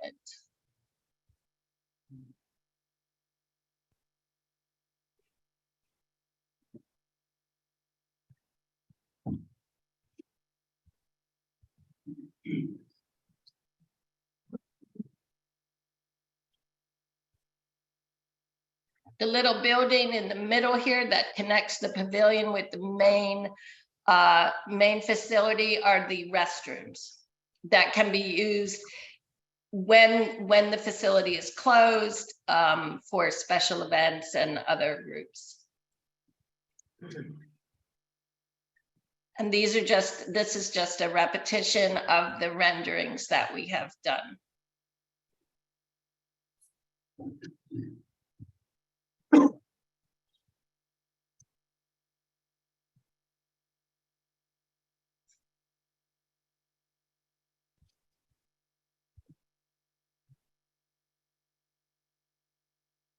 And I believe that's the end. Oh, one more.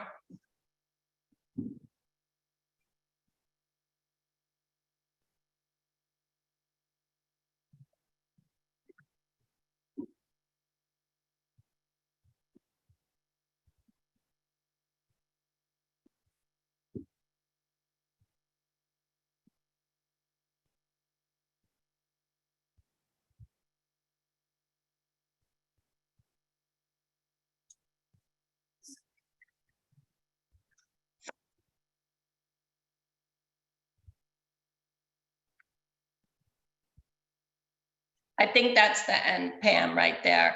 So, and thank you to Pam Henson. We had a few technical difficulties this morning, but she got it done. And thanks to Marianne for setting up this remote. I think I'm the only one. So thanks, everybody, and stay warm up there.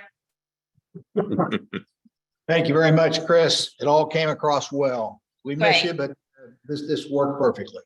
Thank you. Thank you. Next is Kevin Arata from the Board of Trustees of the Village Chapel. Kevin? Well, good morning, everybody. Thank you for being here. I always have a tough act to follow when I follow Chris because she has pretty pictures and I don't do pictures, especially since she did them remotely and like I'm here, so I don't have an excuse. So I'll paint word pictures. So let me start by asking, not put anybody on the spot here. How many people have been to church here in the last year? All right, good. Now, some of you might be lying, right? You're just doing it because I hope not.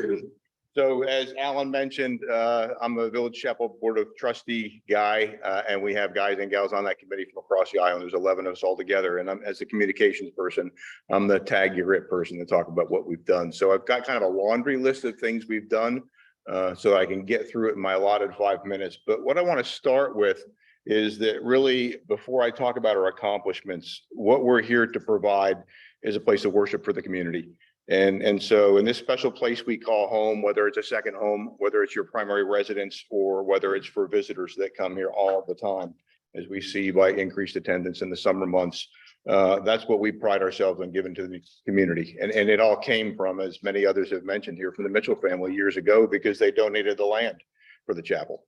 And then for those of you that don't know, the chapel was raised, the money was raised for it by folks in this room and by others who donated it. So it was all created by the funding of others to give. And so that's all done now with what we operate with 2 paid staff members. And then we've got 11 board of trustee members, as I mentioned, and hundreds of volunteers that help across the island. So when we first purchased our home here almost 12 years ago, I never really understood how church worked. I just showed up and it was there. And so I never thought about what it takes to work behind the scenes to make it work. But every week that we go there, or every time that you go, I ask that you think about that, because it's the things that have to happen to make church work, or to make the weddings work, or to make the Christmas caroling events work, or to help with outreach that Sherry Reese has done so wonderfully over the past couple of years, that it takes everybody to make that happen. So just the worship services alone, we start with people on the altar guild with Judy Bronner, who leads that. And then we've got the village choir, which Cindy Sellers leads and gets on a boat every Sunday morning at like 7 o'clock in the morning to get over here in time to make that happen. And then we've got the trustee that does the introduction and the audio. And then we've got the greeters that are managed by Linda Rabb. And so all that stuff has to come together to make church work every Sunday morning. And so there's like a dozen people involved to make one service happen. And I didn't even mention the preacher. I'll get to that in a little while. So just kind of the highlights of what we've done. And I will start with just the worship services. 72 services across the entire year. We've had 5,000 attendees over that time period. So huge increase from last year, almost 40% increase. We had 3,000 the year before. So that 40% increase, I can attribute it selfishly to COVID, because it got better and now we're able to do things like this. But it's a lot of people coming to church. We've received over $199,000 in donations and unrestricted and restricted gifts. So you think about that and what makes it work. And it ain't fundraising, right? It's a nonprofit. We're raising money to make the church work. And so that money goes towards making the chapel operate and paying for the upkeep of the condo. And David Beam is our treasurer guy on the board. It does that very well, keeping us all in line. We invite ministers to preach, heat work. A lot of people don't realize that. So you got to be sponsored by a property owner to get in there. So whoever the person is that's preaching up there, somebody out here or somebody in the audience has said, hey, I'm a property owner. This person is a good person to come preach here. So let's do that. So over the 72 services this year, we've had that many people from across the country come here to preach. And Patty Caban is the person, is one of our paid staff members that does all of that to keep all of the ducks in a row and getting everybody to come. It's no easy feat, especially when somebody calls on a Tuesday and says, hey, I can't come Sunday. I got to get somebody else to come. And so we do. And we had ladies like Ann Rex, who used to live here for a long time, and many of you know, that would fill in at the last minute. Thankfully, we've got a guy named Dr. Rocky Roush, who is a doctor in ministry that can teach and do stuff like that. So we call on him at the last minute sometimes. We've hosted dozens of Catholic masses. I don't know if F.A. McLeod is out here, and as a practicing, or not practicing now, but I go to church, Catholic guy. I've never been to a Catholic service, but I've been told that they have sometimes more attendees than our regular Sunday services do. So think about a couple dozen of those that she organizes and gets a minister to come across, or a Catholic priest to come across from Southport every year. That just adds to the 72 services we've already done. Then you throw in weddings, which is a huge fundraising opportunity, or ability for us to pull in income, but that's all done by volunteers. This last year, 31 weddings across the entire year. And a lot of times, are there any wedding volunteer people out here? Volunteer guild, so a few. And sometimes they're doing 2 weddings in a weekend. And so think about what it takes to make all of that work. This past year, we also started Lemonade Socials that follow our worship services over the summer months. And that was under Linda Rabb's leadership and help with Elizabeth Kinney to do all that. And so that's just, again, another opportunity for fellowship and something new that we tried, and we'll continue on into next year. From an upkeep perspective, I see Chip sitting out here, Chip Berry and Kirby Ward and many other Band of Mary volunteers that help keep the chapel up. And so in terms of getting things cleaned and the organizational done and making sure the floors got refinished, and we painted the steeple this year. I think the floors hadn't been refinished in like 30 years. All those things have to happen. And then we had a generous donation from a donor this year that allowed us to buy the 12 outdoor benches you see outside, which now allows visitors to come and sit out there and be comfortable in the environment and to listen to services outdoors if you choose to do that. From a worship perspective, we've changed how we hold services. It used to confuse the heck out of me when it was 8:30, when it was 10 o'clock. We had people show up at 8:30, go, hey, there's no service. Yeah, I know, because we changed it, right? But now we've made it so it's the same time every day, every Sunday. It's always at 8:30. And then in the summer, from the Sunday of Memorial Day weekend to the Sunday of Labor Day weekend, we do an extra service because we have a lot of people here. And so that one's at 10 o'clock. And so we hope that helps folks know when to come to church. From an outreach perspective, Sherry Reese, as I mentioned earlier, is our outreach coordinator. She's unfortunately moved off the island this year. We've got somebody new stepping in to take her place, but we've hosted the annual Angel Tree event again this year. Over 200 families that we helped across Brunswick County, families in need, and certainly folks here to include island employees. It's not just people that live here. It's not people that are just homeowners, but even all the employees on the island that pitch into things like that. And David, I'm thinking of a lot of folks from your folks from the club that did that. And then we've got the Shoals Club and the BHI Club that allow us to put our tree there. And so we started with one tree several years ago. Now we got 3 that just gather. We've collected a lot of other stuff from an outreach perspective, helping folks in Ukraine, an Easter baby bazaar for new mothers, food card collections for the homeless. And so there's things that we're doing that are helping over there, not just here. And so it's that giving of others that is so wonderful about what we do here. This past fall, we celebrated our 35th anniversary. We did a homecoming event out in the courtyard. We combined that with the burying of the time capsule outside, led by Mary Mears and Elizabeth Beam. We had probably 50 or 75 people out there. So it was kind of a neat event to celebrate. We've done the Memorial Day ceremony, which we've done for years out here. Typically 100 to 150 people show up, typically involving veterans on the island. Where we pay honor to those who lost their lives in service to our nation. We've done something for 9/11 this past year as well with the public safety officers, where we commemorate the 9/11 tragedy that happened and paying our respects to first responders and to citizens who lost their lives. And then a couple of weeks ago, I won't ask for a show of hands, but I know several of you out here that went, which was our first ever women's retreat. So we had like 80 people show up, and it wasn't just from across the island, but it was from across the region. There were many people that came here especially just to go to this retreat. And there were people of all ages and demographics that came to take that. And that was led by Christina and Steve Sacklaven, who did that. And it was such a success that we're going to do it again next year. So that's been very helpful. We've hosted a men's fellowship several times a month over the past year, hosted by Dr. Rocky Roush, again, one of our trustees. And it's been so successful that they just recently launched the same thing for women. So that's here starting soon.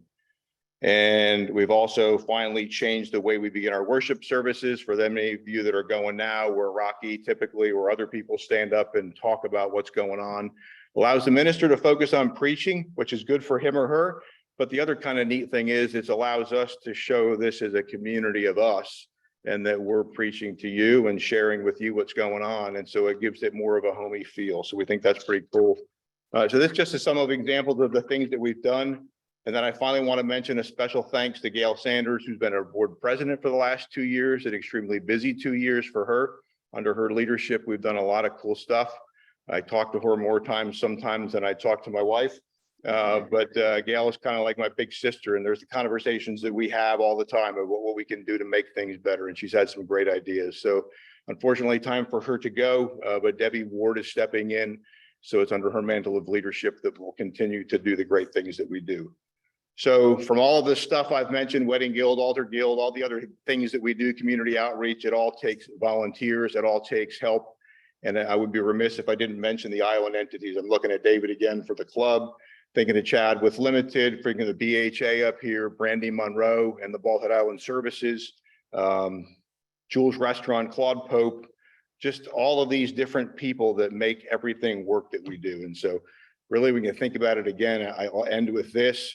We're a chapel, not a church. A church is a place that has got paid staff that does this for a living and does it all the time, right? And they've got a steady congregation. We've got to reach out to a whole bunch of different people to do that, and we couldn't do it without all of you. Thank you.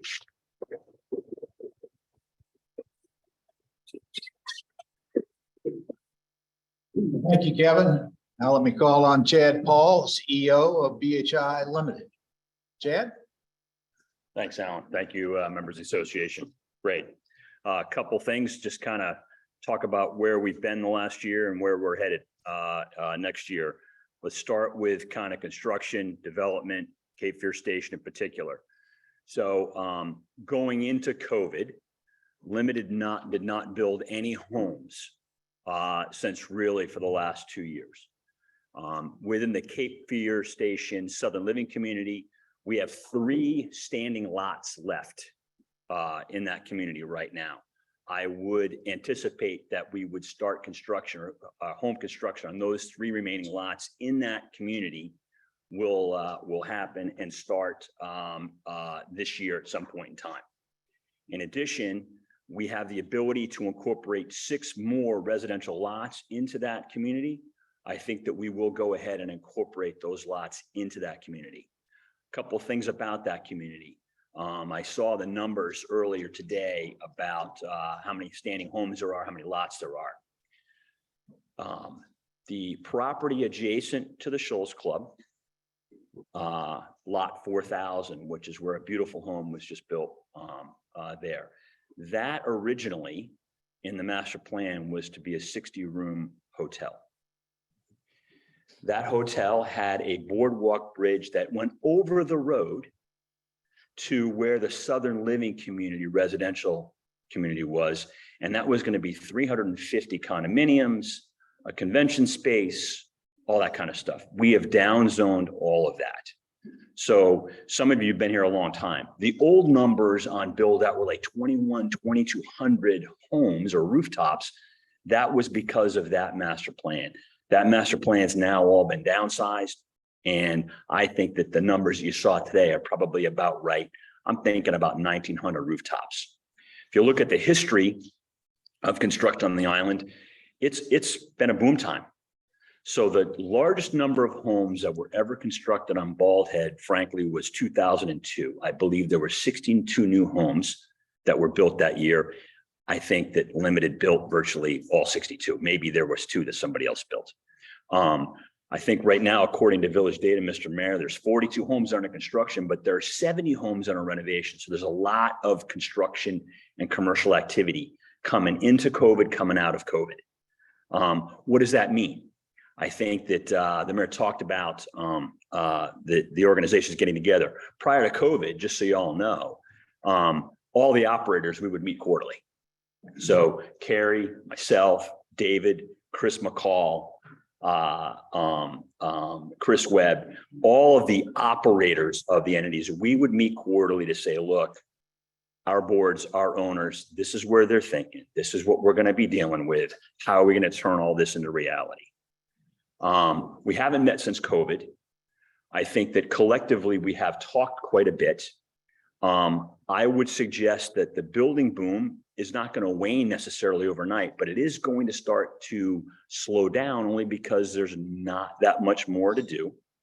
And frankly, the island can't really go ahead and absorb much more than 42 new homes and 70 new homes and keep pace with the club memberships and keep pace with everything that's going on. So the good news is I think it's going to look back.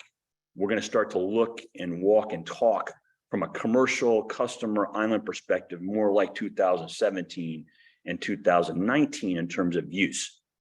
I would tell you some preliminary data that would indicate that. Last year, the ferry transported 380,000 passengers, 16,000 ferry voyages. That's a lot, by the way. I think if you go try to benchmark that, there's not a public or private ferry in the country that's doing 16,000 voyages. The ticket makeup of that, the tariff makeup of that has changed dramatically. So the tariff makeup in the year before we did 378,000. So we did 2,000 more riders this year. General fare this past year was down double digits, 12, 13%. compared to the previous year. But contractor rides were up. Well, that's because they're here building all this stuff. They're doing all these activities. General fare was really high, unseasonably high during COVID because we had a lot of people that weren't coming here to rent for a week. They would come and rent for 3 months, right? That is starting to show that dissipated. So I think the fact that all the organizations were in communication, none of us got long and said COVID's a total new normal and we got to change everything, and without having good facts and good basis. I think that all the organizations were very clear about, hey, we've got to manage this unusual situation the best we can. And I think collectively we did, notwithstanding, you all here know we went to 25 riders per boat. That's pretty hard to make it all work and happen. So thank you for that. So I think you'll see us go ahead and we'll have a minor amount of construction activity from limited going into 23 and 24, but not so much that it's going to be a burden on the village and planning and ordinances and those kind of things. So that'll be a good thing there. Commercial associations, there was a little discussion of that today. So just like all of your residential lots have declarations and deed restrictions on them, and the only one that can change those declarations and deed restrictions is limited. Every single commercial piece of property that has been sold on this island has declarations and deed restrictions, including commercial guidelines attached to those properties. Who enforces those? Right here. It's not anybody else. The village and the mayor, they do construction ordinance, but in terms of what can get built and all that, right here. Now, there are two commercial associations, really three, but there's two primary commercial associations on the island. One, the Edward Teach Extension Association. That covers all the commercial property from the old fire station all the way around the corner to contractor services that's owned by the village. We sold our last property, commercial property on Edward Teach Extension about a month and a half ago. We will stand up. That association has been there forever. We will stand up that association in 2023. There's no common property. The only thing that association will do is it will govern themselves on commercial guidelines on what they can construct and look and feel and all that kind of stuff. There's also a commercial association that's not been stood up for Maritime Way. We still have several pieces of commercial property along Maritime Way. So when we sell the last one there, we'll stand that up. I do not believe that's going to be in 2023. But that will be something that the folks that own the commercial property on Edward Teach Extension, they're going to be the ones they're going to have to govern themselves and sort that out. Another big thing that all of the organizations knows, or at least the executive offices of the operators of the organization knows, there is about 54 parcels of property that we have identified that are non-buildable, but they are very important pieces of property. Roughly half of those have a clear home. Some should go to the Bald Island Club. There's no reason for limited to own a 1 foot strip of land, or 10 feet, excuse me, 10 feet between the 9th fairway and the association's property. Doesn't make sense. That's the kind of stuff that needs to go to the Bald Island Club. Then there's a lot of property that would be declared common property that should go to the association. Then there's stuff that we have some property where we might own a 20 by 30 foot strip of property next to one of the beach accesses that's over flooded with parking and nowhere to go. That kind of stuff should go to the village. We've identified that. We've reached out to the organizations. We're going to sit down with them. And then there'll be about 20 or 25 pieces that we've got to work together because there's going to be a conflict. The village is going to want it. The association is going to want it. The club's going to want it. The state land trust, conservancy is going to want it because of what they manage. We'll have to just rationally work through that the best we can. We'll start to kick that off in 2023. There are clear things for all three of the principal downstream entities, the association, the club, and the village, that we will take care of in 2023. For sure. Let's see here. In terms of ferry operations going into next year, we have been working on an electronic ticketing system to move towards electronic reservations for quite some time. Really the idea was to have the authority, be able to have that as their moniker. But from an operator's perspective, I pretty much told the Mitchell Estate, doesn't matter where it ends up or how it all gets sorted out. We really need to move in that direction. We're going to crawl before we walk, before we run. So some big picture ideas. Electronic ticketing, but you still have to be able to meet the standard for the Utilities Commission, which is paper ticket, first come, first serve. So you're still going to be able to buy a paper ticket, even though you can have one and hopefully have it on your iPhone, and you go and you scan it, you're good to go. That shouldn't be a problem for anything across the board, electronic ticketing. The reservation system, that's going to be something we're going to need to work with everybody on. For example, I don't think the reservation system on the main ferry is going to be a problem. Where I see a reservation system being a problem is on the contractor employee boat. What happens if you have a vendor on the island that buys out half of the contractor employee boat for the entire summer on the 730 run? What's David going to do? How we implement that within the guidelines of the Utilities Commission of first come, first serve, that's something, just letting you all know, that we're going to have to work through. And I'm confident that there will be conflict. We will do our best to make sure that there's not conflict there in that. But there will be different constituents that will have different ideas, and we'll try to work with it all. So I think that the issue that we would run into is more on the contractor employee schedule than on the main ferry schedule. Let's see here. Let's go to where we are with the ferry and tram, and some people are new. This is not new. This has been a 35-year debate. It's been a 35-year discussion. This is not new. I would suggest the Mitchell Estate has decided to let the courts figure it out. 2 weeks ago, they filed action in state superior court on a handful of issues. Just let the court decide. Let the court decide who has what rights.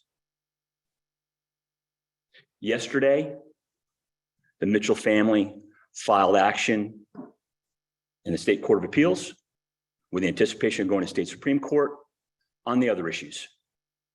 Let the courts decide who has what rights. Makes it a lot easier from an operator's perspective, because frankly, I'm just going to be truthful with y'all. I really don't care. I really don't. The employees that work for us are struggling through the same things that you as the customer are struggling through every day. I care about that and care about the operation. This ownership thing and who's telling me what to do, I'm beyond it. But the bad news is this. I hate to say it. It's going to be a lot more money in legal fees for everybody, millions of dollars. And I would suggest the Superior Court action, 9 to 12 months. The state appellate action, Supreme Court action, 18 months to 2 years. So maybe in 2025 at this meeting, we'll know. I'm just being truthful with you. That's just how I see it as someone sitting on the sideline.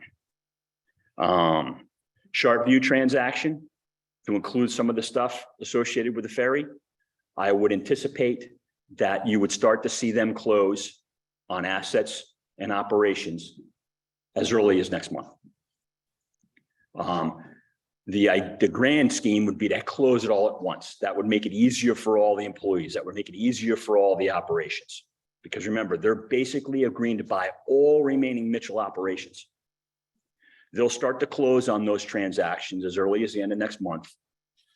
Unfortunately, I think we'll have a series of closings where we may have some operations that get closed and go with SharpView and some that remain with the Mitchells, and we have a series of these transactions. But I think it'll all work out in the end. Let's see here. That's really all I have for you. I thank you all for your patience. I want to reiterate, it is difficult. It is difficult. The mayor, David, Alan, Carrie, the rest of the group, as operators, we really do talk every day. We really do, and we try to put all that stuff aside. So Chris McCall and I were dealing with a huge issue yesterday together that we've got to solve. That's going to have to be solved, that get approval from the Mitchells and get approval from Peter and his group. How do we already know what the issues are going to be, so how do we figure out how to make that work? David's got all kinds of stuff. We joke around all the time with Kerry. Someone has got the hot potato operationally. Right now, I got the hot potato. Well, actually, today, Kerry's got the hot potato. Sorry.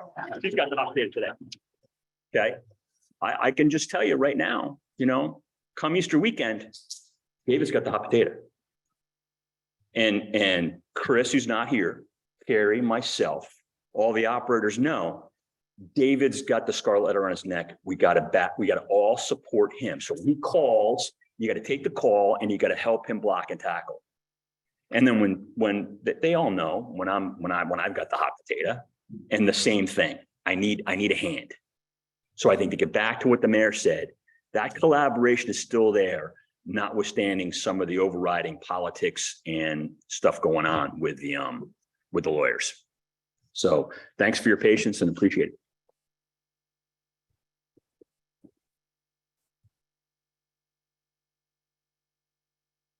Thank you, Chad. Very, very helpful. We appreciate it and appreciate all you do for us. Next, let me call on Cam McIntyre, who is the president of the Public Service Auxiliary, the PSA. Cam? Oh, I wish I had a joke to follow that one, but I don't. No hot potato joke here. Okay, I'm closer now. I am Cam McIntyre. I'm a full-time resident of the island and the very proud daughter of a volunteer firefighter. So I came to this as a volunteer to head the Public Service Auxiliary that supports the Public Safety Department. We all often get a lot of confusion about that, but we, longstanding group on the island, originally formed to be the way that contributions could be made to support public safety outside of the village budget. And we are designed a little bit differently now. We have an organizational meeting tomorrow that we'd love to invite you to at the firehouse at 1 o'clock in the afternoon to approve our new organization, because we're a lot more than the chili supper group that we were when I first came to this island. We have various committees, which I'll show you in a minute. They all came about after the fire at Lighthouse Landing in 2021. Scariest moment of my life, most recent life, was to be there that night and only be able to offer up 5 people to help support the public safety volunteers and officers who were on the island. So if you're interested in volunteering, please shoot me an email. My email is up there. It's my initials, forward, backward, and then North Carolina @gmail.com. It's supposed to be up there. Guess it isn't. Sorry. My slides are not coming up. Okay. I'm not playing the lottery today. Okay, but the slides will be available on the website. Carrie says it's CAMMACNC@gmail.com.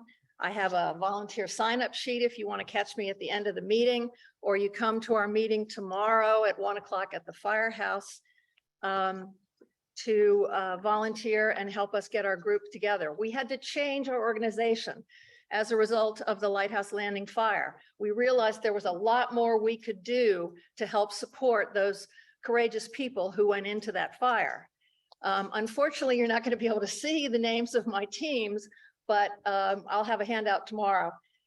Basically, it's just what we can do at the emergency site to help support.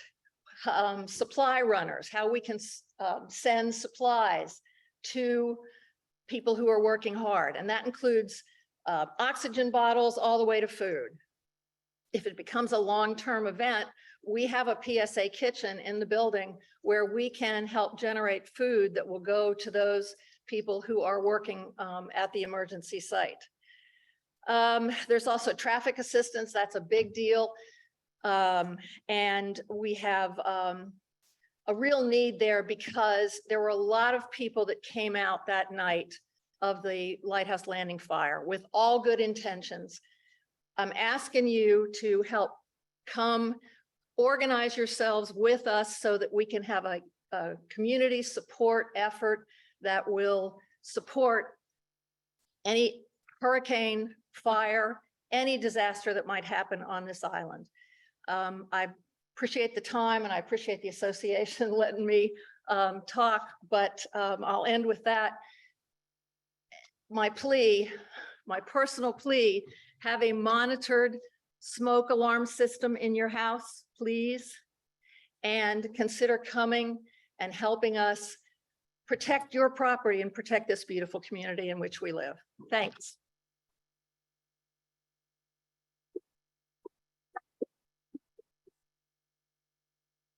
Thank you, Pam. Next, let me call on Chris Shank, the Executive Director of the BHA Conservancy. So,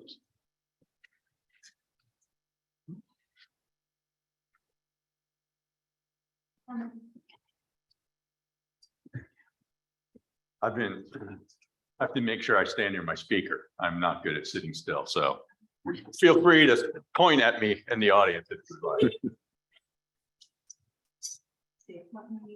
Can they still hear me all right? Is this good?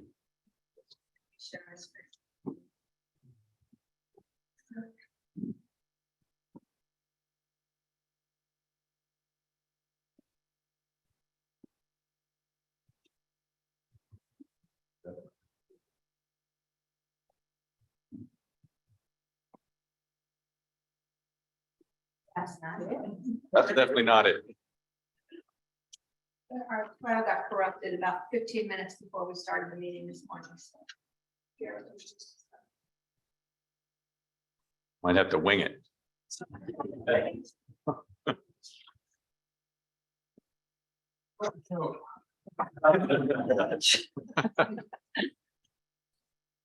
Just go on a nature trip out in the marsh. That would be. I love that.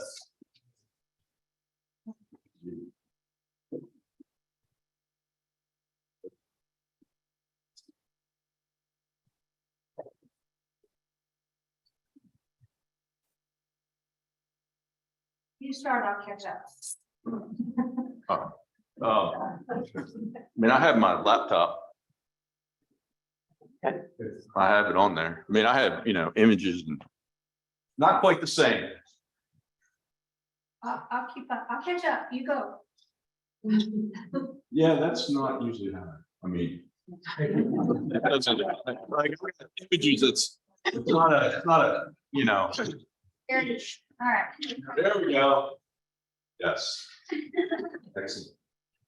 Yes, very good. Good morning, everyone. And again, thanks for letting me present here. I always love the opportunities to come talk a little bit about what we've learned about the island over the last year. So I figured out this is the 7th time that I've come here, which is really cool. I mean, when you come to Bald Head, it's beautiful, but then you have to be here long enough to appreciate what is around you, right? And it's not just that it's beautiful, it has to be healthy and functional, right? And so one of the things that we're trying to do at the Conservancy is understand as much as we possibly can about the salt marsh, about the forest, of course, about the turtles, right? But to make sure that we know what's going on around us so we can provide information, whether it's to the village or the homeowners association, that here's what we see.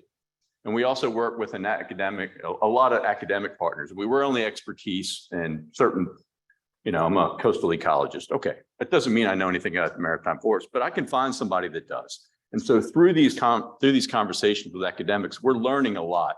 And what I get to present here each year is an amalgam of some of the things that we've done in-house, but also with some of the partners. And our official mission is we discover, learn, conserve, and preserve. And I capitalize that we, because it's all of you too. It's not just conservancy staff, it's not just the board, it's everybody in this room, people that come to the island, we're all part of that we. And that's really important. And so we're doing this not just for the staff because we think it's interesting and fun, but also for everyone else. Okay.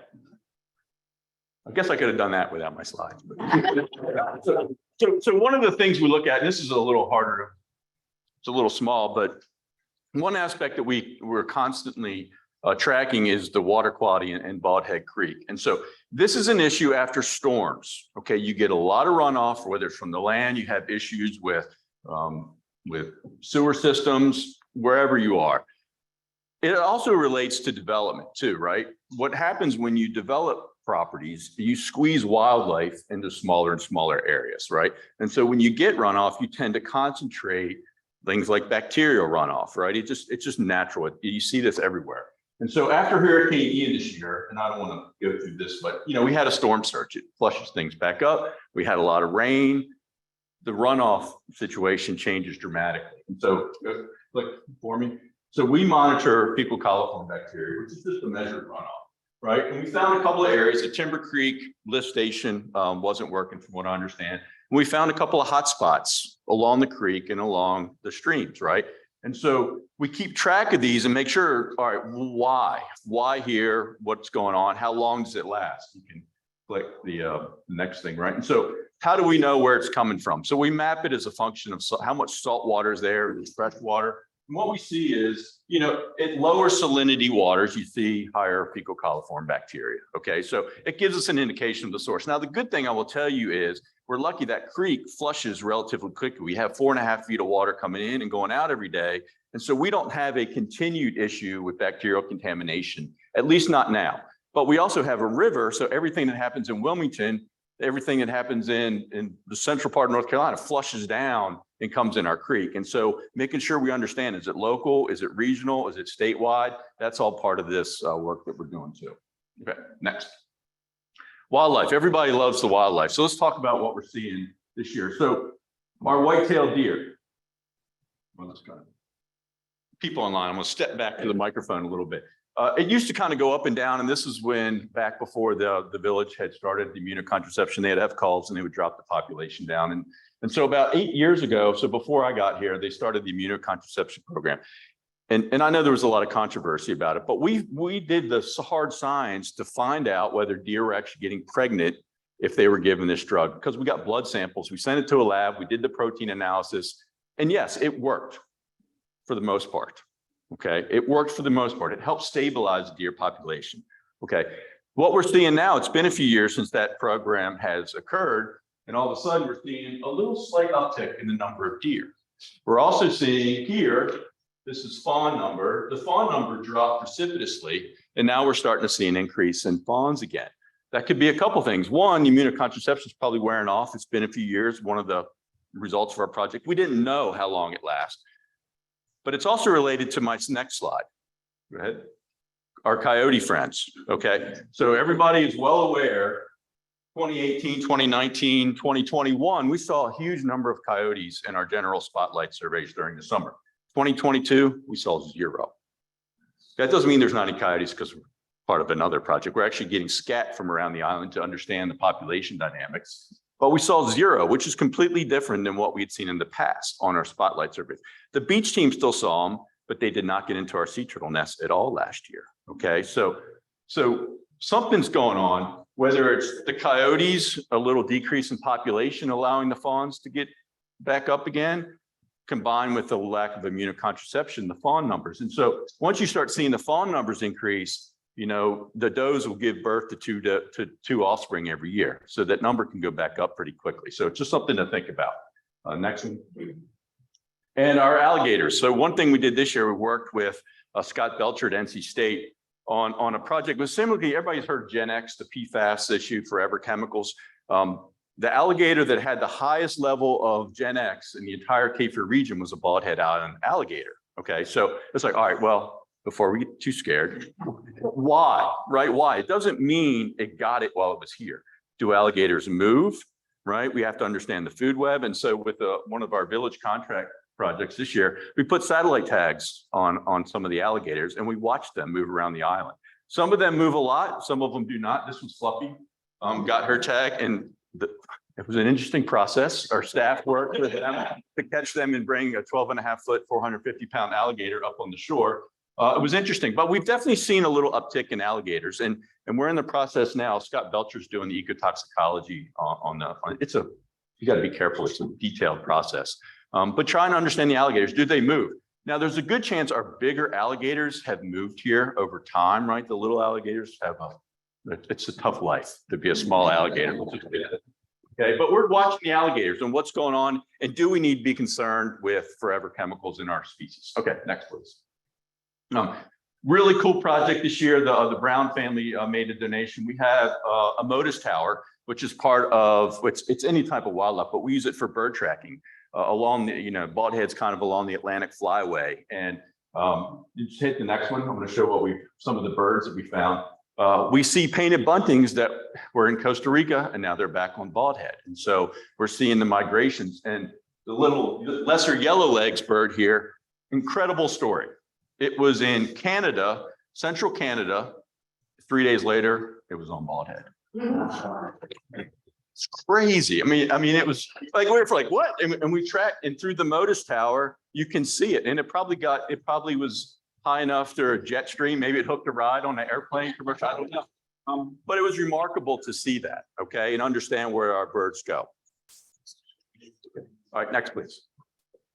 In our estuarine ranch, so one of the projects we've done some oyster reef restoration, but how do we know if it works or not, right? And so we had one of our interns, Kay, did a study, and I'm supposed to stand here, but what you can see is the blue represents restored reefs and the yellow represents wild reefs. And what we're seeing is the adult oysters are doing just as well on the restored reefs, and we're actually seeing more juvenile oysters, or oyster spat, growing on the restored reefs too. So obviously, this is a small sample size, but they're working, which is really good. Oysters are critically important to help keep Bald Head Creek healthy. Okay, next. And blue crabs and our terrapin excluder devices. Rick Nelson, he was here earlier. When we first, so you're required now, if you have a crab trap, to put what we call a turtle excluder or a terrapin excluder device. And it kind of blocks the entryway a little bit of the crab trap. And I remember Rick Nelson coming to see, Chris, is terrible. It's not going to work. I'm not going to be able to catch blue crabs. I said, well, let's try. Let's just try. And so we did a study this year to say, does it really keep blue crabs out? And it does not. And here are the number of blue crabs. In just a short period of time, 80 blue crabs were captured, the highest in Upper Creek. Now, Middle Island, Cape Creek, we didn't see any blue crabs in there. Okay, so there's geography differences, but they clearly don't keep the crab traps out, but they do protect diamondback terrapins from gaining access, because diamondback terrapins will drown if they're stuck in the trap. Okay, next.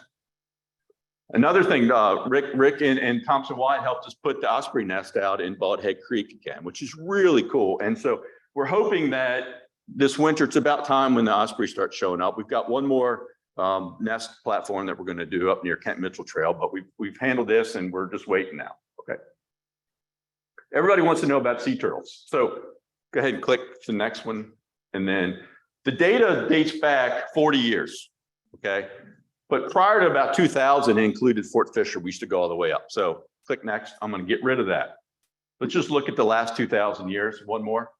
And the green line is the number of hatchlings, all-time record number of hatchlings, success this year. It wasn't an all-time record number of nests. It was the second highest. But what happened is we had hurricanes that waited until the end of September to give us any storm surge. Huge. It's a huge break. And we had no coyote depredation or red fox, okay, which is really important. Okay, next. The other thing I want to point out is we are seeing a lot of false crawls. Please watch your exterior lighting. We were at the North Carolina Sea Turtle Symposium in Wilmington a couple of weeks ago. There's some really cool things I think Duke Energy we can work with about shielding light on beachfront homes. And it's one thing we need to keep track of. Okay, next. This is cool. We look back in time is when we had predation. So, we talked coyotes 4 years ago was a mess. It was really challenging for us. But if you look back in time, we've seen different aspects of different types of predators. So click next. So about 20 years ago or 30 years ago, go ahead. We had raccoons getting into our nests. Click next. Next. Then we had red foxes in the early 2000s and click next. And then we had coyotes, right? And so there's this transition. Luckily, again, the coyotes are going down. Whether that'll change the red fox population, it could, we don't know. But anyway, it's just interesting to look back in time. It's always been a challenge, but it seems to change with species. Okay, next. I want to I have one more slide after this. 2022 was wonderful. We had 36 new life members, and just to parameterize that, we usually get about 8 to 12 each year. We had 36 last year. Awesome. So thank you for making a commitment to the Conservancy. It's so cool to see that. And actually, Sam Lucas, Jenny's son, is on this list. So thank you. Next. I want to announce again, and so last year we had our first annual Coastal Sustainability Symposium. Pat and Dick Johnston started. So mark your calendars, April 4th, we'll have a morning session here like we did last time. We got some things to talk about, right? The entire island, we need to make sure we're aware of what's going on around us. And then we'll have the evening dinner lecture at the club that Tuesday evening. And Craig Landry, who does resource economics, will be the speaker there. So more details coming soon. I think that's all I have. Thank you. Thank you very much.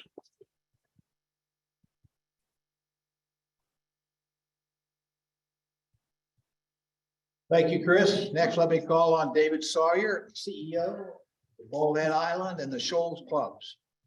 David? Thank you, Carrie. Are we all set? You're coming, yes. Okay. Well, good morning, everyone. I want to thank you for giving me a few brief minutes. This will be brief to give you an update about the state of the clubs. The past few years have been phenomenal. We can go to the next slide, Carrie. Membership is a key driver of business for our clubs. And the past 3 years, both clubs have seen tremendous growth. Both of our clubs now have membership caps.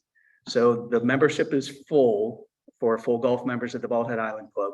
Membership is full and capped at the Shoals Club. Both clubs have wait lists. In the club industry, that is the most enviable position for every club to be in, because we can weather cooling economies and have a wait list of people to draw on if we need to replace our members. So the Bald Head Island Club has 1,301 primary member families. That's up 61 member families from the prior year. There are a total of 350 full members. 71 lifestyle members are on the waiting list to join and become full members of the club. Add-on members have been capped. Shoals Club has gained 85 new member families this past year, and Shoals Club membership is now capped with 850 families. We did reserve some space for the developer, for BHA Limited, for some of the developer properties. So there are reservation memberships that Chad and the Mitchell family have put in place for both clubs. So we have some room to grow. A little bit deeper dive. We have 3,724 actual folks that consider themselves members of the club, meaning members, spouses, their children, and extended family members. The total extended family users of the club, 2,272.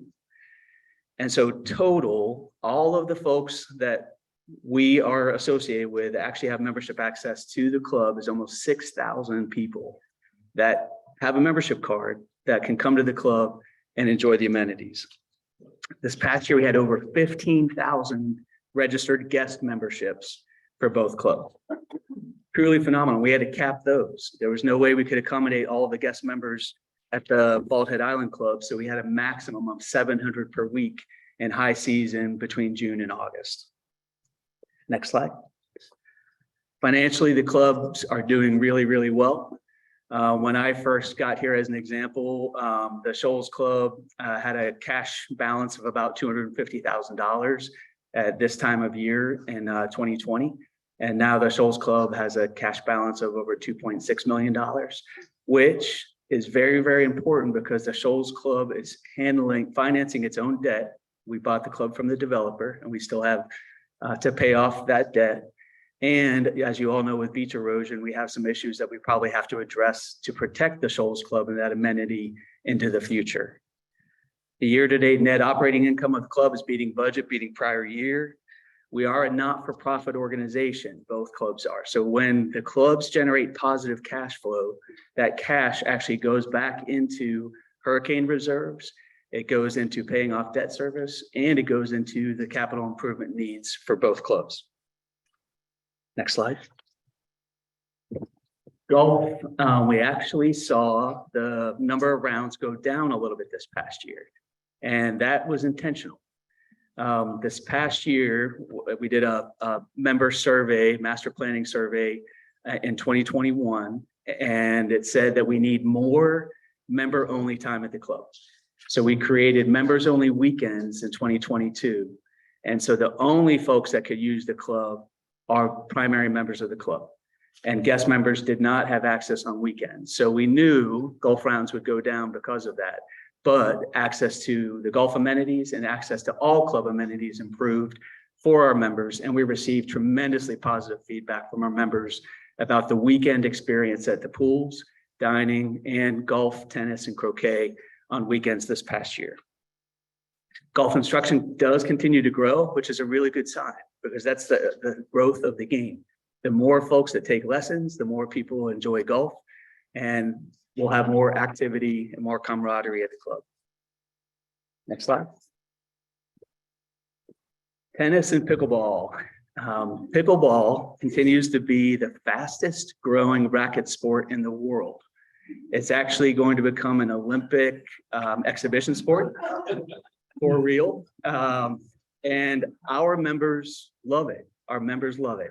And we are currently in the design phase of adding 6 pickleball courts and 2 tennis courts to the campus. So the really ugly piece of land kind of in front of the club that you've seen for the past couple of decades, we're working on developing that. We bought it from Limited a couple of years ago.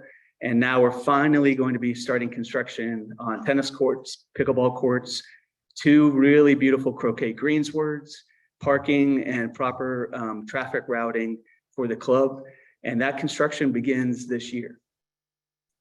Next slide.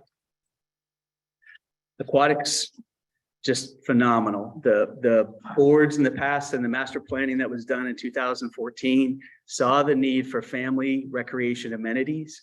And we brought that to life in 2019 and 20. And this past year, we had 75,000 swimmers at the Baldhead Island Aquatics Complex. That was static with prior year, but again, it was members only on weekends. So we knew that we were going to have fewer swimmers on weekends, but we still ended up having the same number of swimmers this past year due to an increased number that we were able to accommodate on weekdays. Croquet, we are really excited to announce that this year we are expanding our croquet programming and our resource that we have with Jeff Sue. He's our croquet director. The club in the past has had Jeff on site for about 5 weeks a year. And starting this year, we're going to be expanding that presence to 5 months a year. And Jeff Sue, for those who aren't familiar, is a former national champion and a phenomenal resource for our members. And he and his wife are both gifted teachers. And their goal, as well as our association's goal, is to grow the game. For those that might have never played, I'll just give a quick plug. It is a game that you can play at any stage of life. It doesn't matter. There's no advantage for a man over a woman. There's no advantage for young over old. And some of the folks that have educated me about croquet, there's almost a chess strategy element to 6-wicket croquet. So it also has a nice challenge for the mind. It gives people a chance to get outside. Fitness is going to be our biggest expansion opportunity for the club. Right now, in our member survey that we did just last year, the fitness center is the number one thing that members want to see expanded. We need group exercise space, yoga space, Pilates space. We need to be able to have more functional training. We need to update our equipment. And so there's a very important step that we have to take before we can begin that process. Next slide. I'll come back to this in a minute, but the next step is going to be some campus work that we need to do, and we'll get to that in a slide in just a second. On food and beverage, our quarterly member survey scores have improved tremendously this year by double digits. Some of our restaurant scores from our member surveys have gone up over 20 points compared to the prior year. This past year, we opened the new grill, which is a phenomenal renovation project. We added the new golf snack bar. And this winter, we're making improvements to the Horizons restaurant, both with lighting, soundproofing, updated furniture, a really proper coffee bean bar, and a restoration of the members' alcohol bar. And we also this year have no reservations required for members on the terrace. The terrace is going to be opening April 1st. There's been some frustration from members over the past couple of years in that every restaurant was reservations required and you had to plan ahead. And a lot of times if you didn't plan ahead 3 days out, you couldn't get into our restaurants. And a lot of our restaurants this past year had waiting lists of sometimes up to 200 people a night to get into the club that we couldn't accommodate. This year, we've increased seating capacity in all of our restaurants, and the terrace this year will be no reservations required. Next slide. At the Shoals Club, we have a full year-round staff, and we're providing service all year round. And one of the very important elements of that is it helps to set us up for a very successful spring season. As Chad mentioned, we get the hot potato every Easter.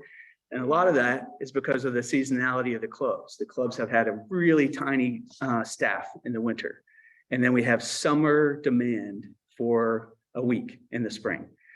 This year, you're going to see both clubs are better positioned to be able to handle that because the clubs, the boards, the members have invested in year-round staff and year-round programming for both clubs. Aqua and Latitudes are currently being renovated. They're on schedule, they're on budget. And the Aqua renovation, next slide, is scheduled to be completed at the end of March.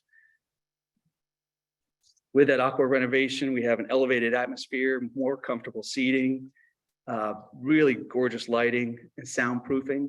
And we've also been able to accommodate more seating. So we're going to be able to have more members in the restaurant when we open. Next slide. So staff recruitment, gosh, this remains probably the biggest challenge for all of us on the island. But the club is starting to really make huge headway on this front. This past year, we had 98 hires for both clubs, and we've reduced turnover from 27% in 2021 down to 4.3% in 2022. That's a sea change, and keeping our staff provides better service, creates longevity. And so we've done a lot of work with training, investment, improvement in benefits to be able to make a difference. And if we keep our staff, our service levels improve, and we're starting to see the results of that. Next slide. So we have a couple exciting projects. Many of you that are members of the club already know our generator arrived 2 weeks ago. And the generator is going to give us the ability to have full power at the clubhouse for 4 days in the event of a power outage, or critical power of emergency systems, coolers, refrigeration, freezers for up to 18 days. So that was a really important investment that's going to improve the year-round enjoyment of the club. We've replaced the terrace, ocean terrace, and front step tile. For those that are coming to the Smith Island Social tonight, please excuse the appearance because the front steps are a bit of a mess. But within a week, it's going to be gorgeous in that we've replaced everything with travertine tile. We're beginning to work on the expansion designs for the fitness center. Pickleball and tennis court construction starts this season. We're doing the land planning for Swans Quarters and Salt Meadow. And that land tract, Chad has mentioned it, and the BHA ARC has been wonderfully cooperative with us. The ARC has been helping to proactively make sure that our plan for that property is going to be safe and appropriate. It's going to have all of our neighbors factored in, and from a lighting perspective, from a vegetation perspective. I think the BHA ARC is truly making our project better, and we want to thank them for their time with that. We're beginning design on a new golf performance center and a new golf house. So the new golf shop, next slide, is a necessary step in order to expand fitness. So right now we're going to be starting this April in a golf practice area renovation. And in order for us to expand fitness and build a larger fitness center and ultimately have a new golf house, we have to have a rerouted traffic pattern behind the clubhouse, behind the golf shop. So we're taking this opportunity to expand our golf practice facilities, which have had really high demand. So the driving range is going to be 40% larger than it is today. The practice green is going to be double in size. And we're adding 16 synthetic turf mats to the back of the driving range, which gives us the ability to have a premium hitting surface. These are the same kind that we have that Pebble Beach has. A premium hitting surface that gives us year-round capability regardless of what weather conditions or turf conditions are like. Next slide.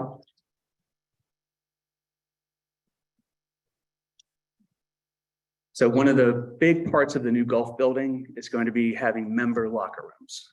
That came up in our member survey.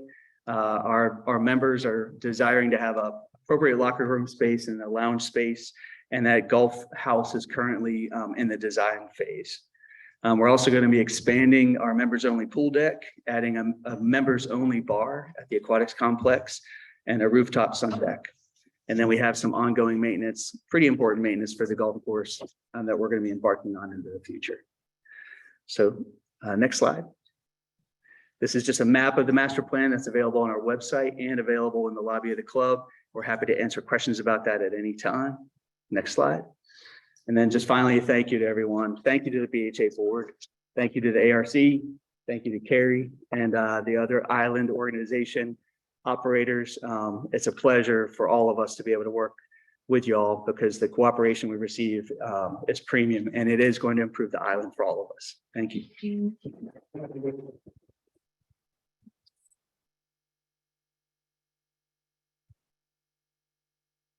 That completes the first. Thank you, Dave. That was outstanding, and the club continues to be one of our stars, and we appreciate all your efforts in making it better each year.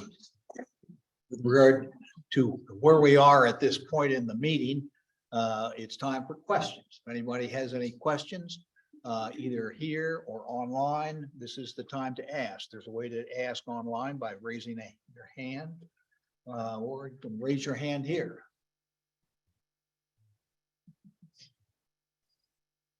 And Yes. Alan, just Yeah, I think I think it was Joe that mentioned in giving new residents packets of info, but not being able to talk to them so much.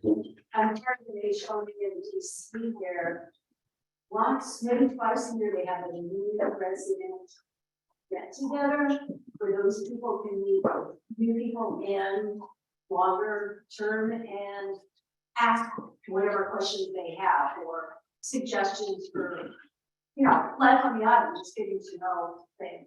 Just throwing it out there, it might be something to consider. You may need to Like repeat the comment. Okay, thank you very much.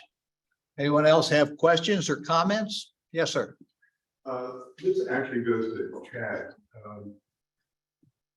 Since Limited has only 6 lots left in the Cape Fear Station, and given all the building that's been in Cape Fear Station and displacement of the animals causing runoff issues and things like that, would the Mitchells consider donating those 6 lots to land trust, so there's no more construction? So Mary, we have 6 lots that we can add to Southern Living's community. We still have probably 50 lots throughout Cape Fear Station. So the 6 lots allotted for the living are not part of the Bald Head Association. Okay, so I think a couple of things. One, the islands complex is 12,000 acres. Mitchell's set aside 10,000 of that for conservation. Only 2,000 could be developed. We have several non-buildable parcels that we will figure out a way, and we talked to Chris about how to deal with Smith Island and do that kind of thing. We've worked with folks on some of the property that they bought and donated. So yes, to all of those. So we have 6 lots that we can add to the Southern Living community. We probably have about 50 or so other parcels and lots that we could do things with. I want to clarify that. In terms of donations, the other issues you need to remember is we're dealing with Mr. Mitchell's estate now. The estate's one of the biggest benefactors is the foundation. The executors of that estate have a fiduciary duty. Maximize proceeds for the benefit of the foundation. When Mr. Mitchell died, a month after he died, I was on a phone call with some IRS agent at the J. Edgar Hoover building and State Attorney General in Texas. No gifts. We're going to let you go ahead and create the foundation. You're not going to get credit for gifts. So that's the hard part, but we have, Mitchell's created a conservancy. They created the old Baldy Foundation. Those foundations, we are being very creative in the spirit of the law on how we can do it. So in terms of runoff and things like that, we're doing our best that we can. We work with Chris on that. I would just suggest, I know that there's a lot of folks because, if you look at the history, the island's downturn from a construction economic standpoint was not the Great Recession. It was Hurricane New Orleans. Hurricane New Orleans, that following summer, I mean, we went right into the crater. We didn't have to give back 20% in the Great Recession. We were already in the ditch. In terms of where things are, a lot that didn't get built was Cape Fear Station.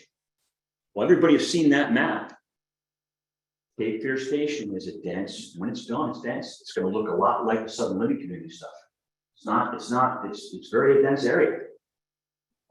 That's out there, that's on there. The stormwater and the CAMA, we have far more excess now. I'm working with Peter right now on a lot in the village on stormwater excess allocation and CAMA allocation. I mean, can you imagine if we had a 60-room hotel and 350 condos sitting there?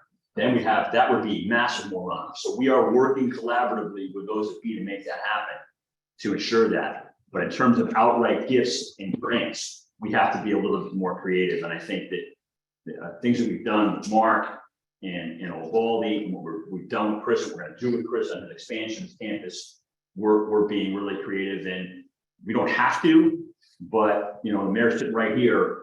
When it comes to stormwater allocation excess and CAMA permits, I'm not doing a whole lot of that without talking to Bill and telling him, hey, we've got excess allocation. Where do we need to apply it? So that's the answer to that question. Thank you, Chad. Let me give you a little bit of introduction to this question session that I failed to give earlier. If there are any questions or comments from the audience, we invite those at this time. If you're joining us remotely, please click on the raised hand in the chat to ask a question, and we'll call on you. When you hear your name, you'll be asked to unmute yourself and speak. If you're in person with us, please come up to the podium to speak so those who are connecting remotely can hear you. In either case, please tell us your name and your BHI address before you speak. Are there any additional questions at this time? Yes, please come up.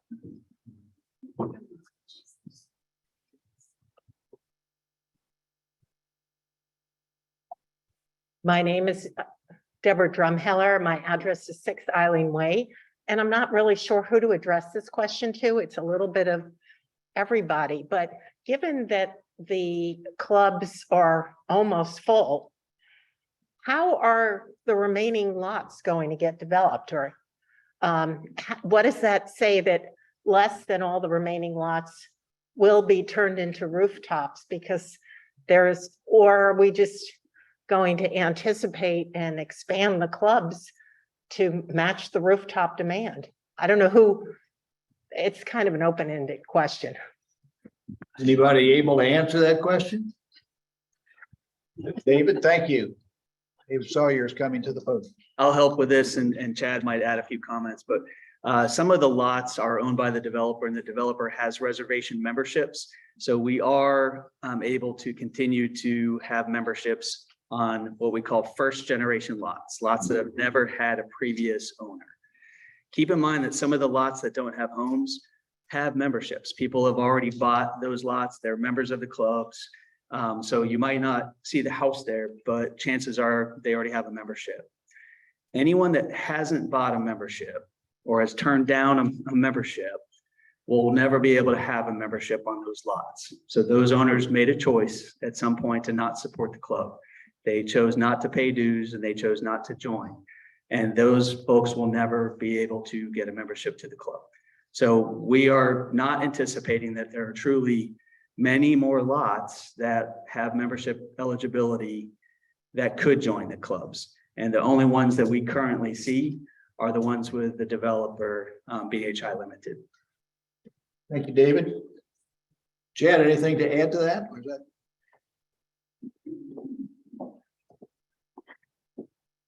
So I don't think Gene Ram's here, but that allocation was done, David, 5, 7, 8 years ago when we turned over the second part of the Baldwin Island Club.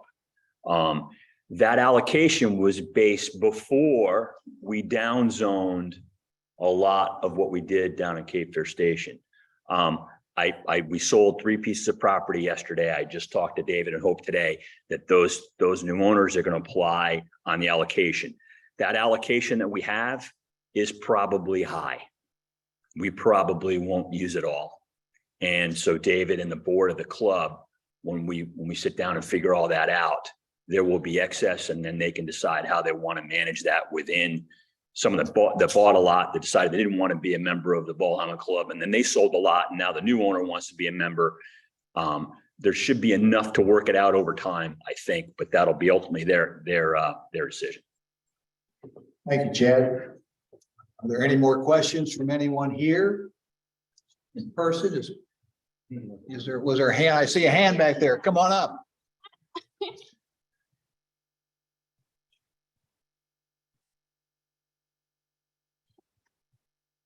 Please state your name and your address. I'm Sharon McCoy. I live at 111 North Bald Head.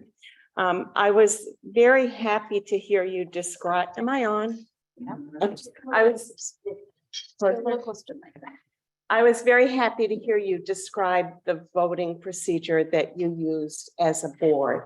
I spent a lot of time looking through documents, trying to find out what it was. And I was told, I think at one point, that it isn't written anywhere. You said a few times earlier that this was the procedure you used this year. I think it's a sound procedure. I don't understand why it's not written. And I'm wondering if you would consider doing that. It just seems to me it's a good transparency initiative. And I just, I can't imagine why you would change it from year to year. So if you could just explain a little bit about that. Yes, your points are all very good. And that is the procedure that has been followed has been historically followed. There really hasn't been questions about it, but the questions were raised this year and they were good questions. And we thought about it and we discussed it as a board and concluded what we're doing, the procedure we're following as we described and as you indicated, it's a fair procedure. And we've just talked about putting it in writing. We have policies that are used by the board. And that's the kind of thing we may put in a policy. We concluded to put it on the a topic to discuss at our next retreat. That along with executive sessions, to be sure all of those are done properly, appropriately in a way consistent, not just with history, but with the history we think is right, and then fully documented. Because what you described is very, very accurate. Come up with a good procedure, put it in writing, transparency. We've been trying hard to be transparent. This is one of the areas where we want to do it. Thank you. Thank you. Yes, I see another question out here. Please come up. So I'll be brief. My name is George Corbin. My address on island is 105 North Bald Head Line. My question, I think, is going to be directed at the village representation here and also Chris. So, you know, boating is an important aspect of life here on the island, and the creek in particular is really a wonderful asset. And one of the things that we've noticed living against the marsh there is that we're kind of fighting against nature here a little bit, and that our access to the creek, the ramp, the utility of the kayak storage lot is gradually getting more and more difficult.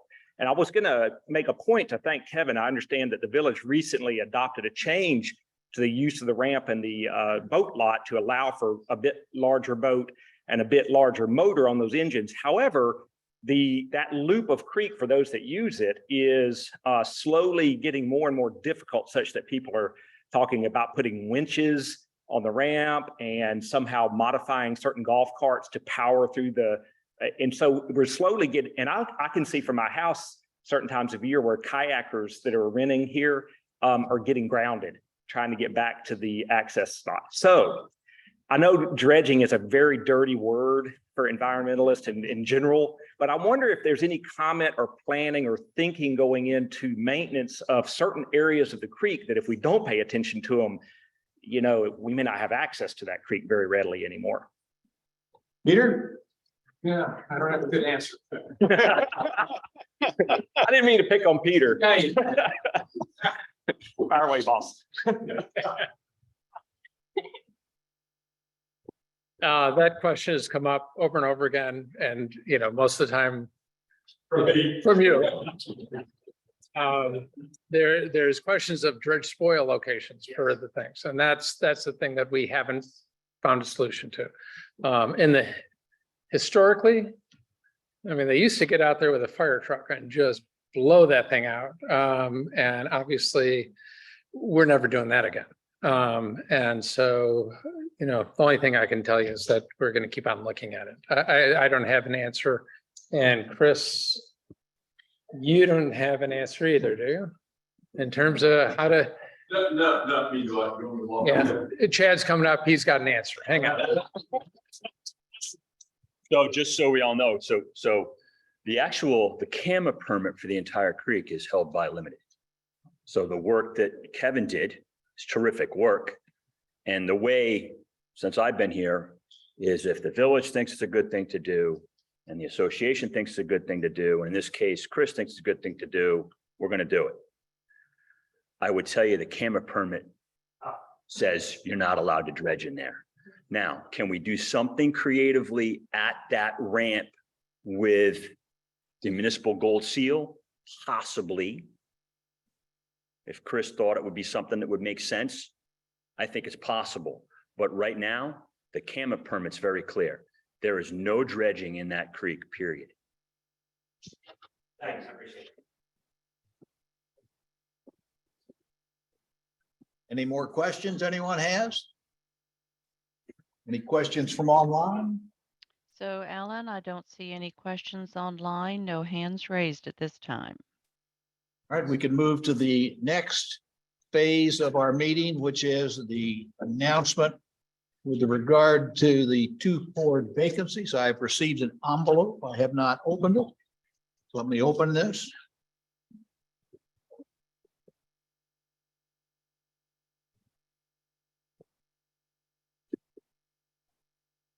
The 2 successful candidates are Paul Carey and Christine Osborne.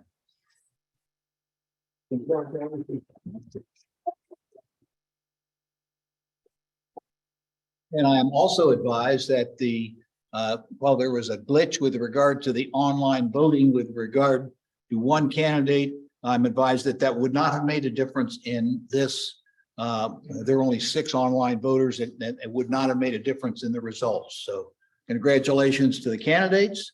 And believe that completes. No, it doesn't. We have a moment now to thank 2 of our outgoing board members, Jennifer Lucas and Tiffany Williams.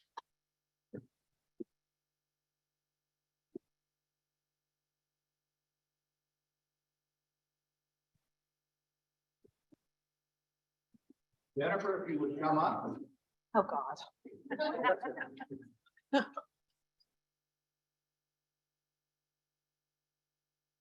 I appreciate it very much. Thank you for your service. Appreciate it. Appreciate it. Thank you. There you are. Wait for a picture. Oh, turn around. Then we'll take. How are we doing? Okay, well, yeah, why don't we just do everybody? We're gonna do another one. Yeah. Okay. Tiffany?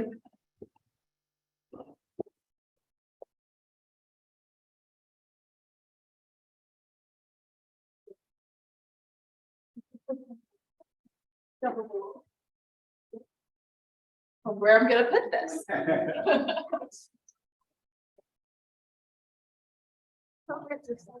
They're like.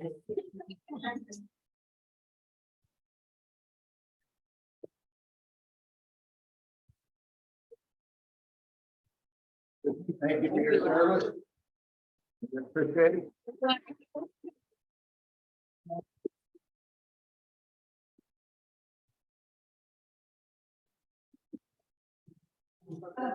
you.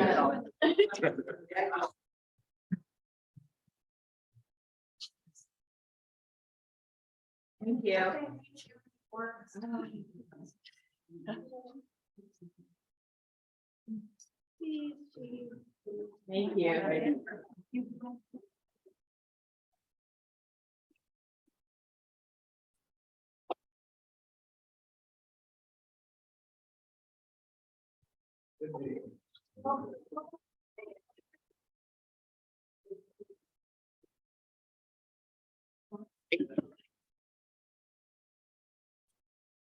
Yeah. Good? We good? During the meeting, we're done?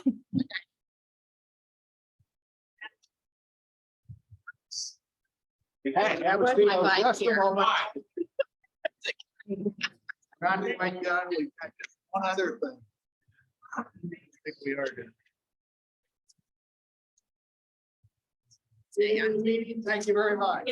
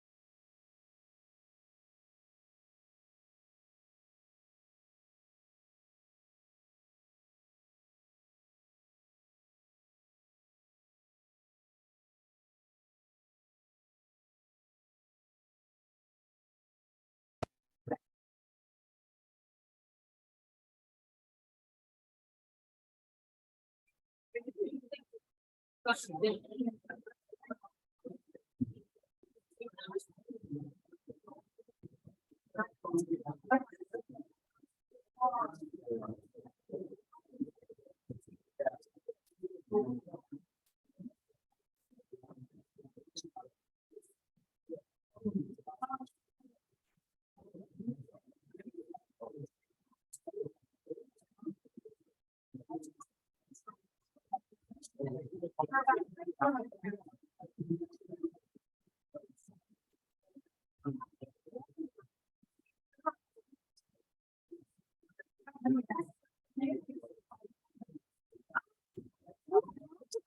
down, they're not gonna do all of this. But you're probably not. I think we're just focused on putting the food away. I think let's focus on putting the food away.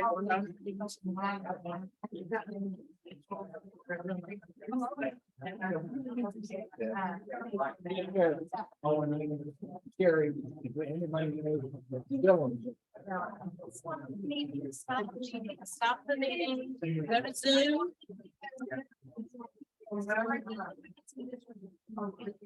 It's still recording.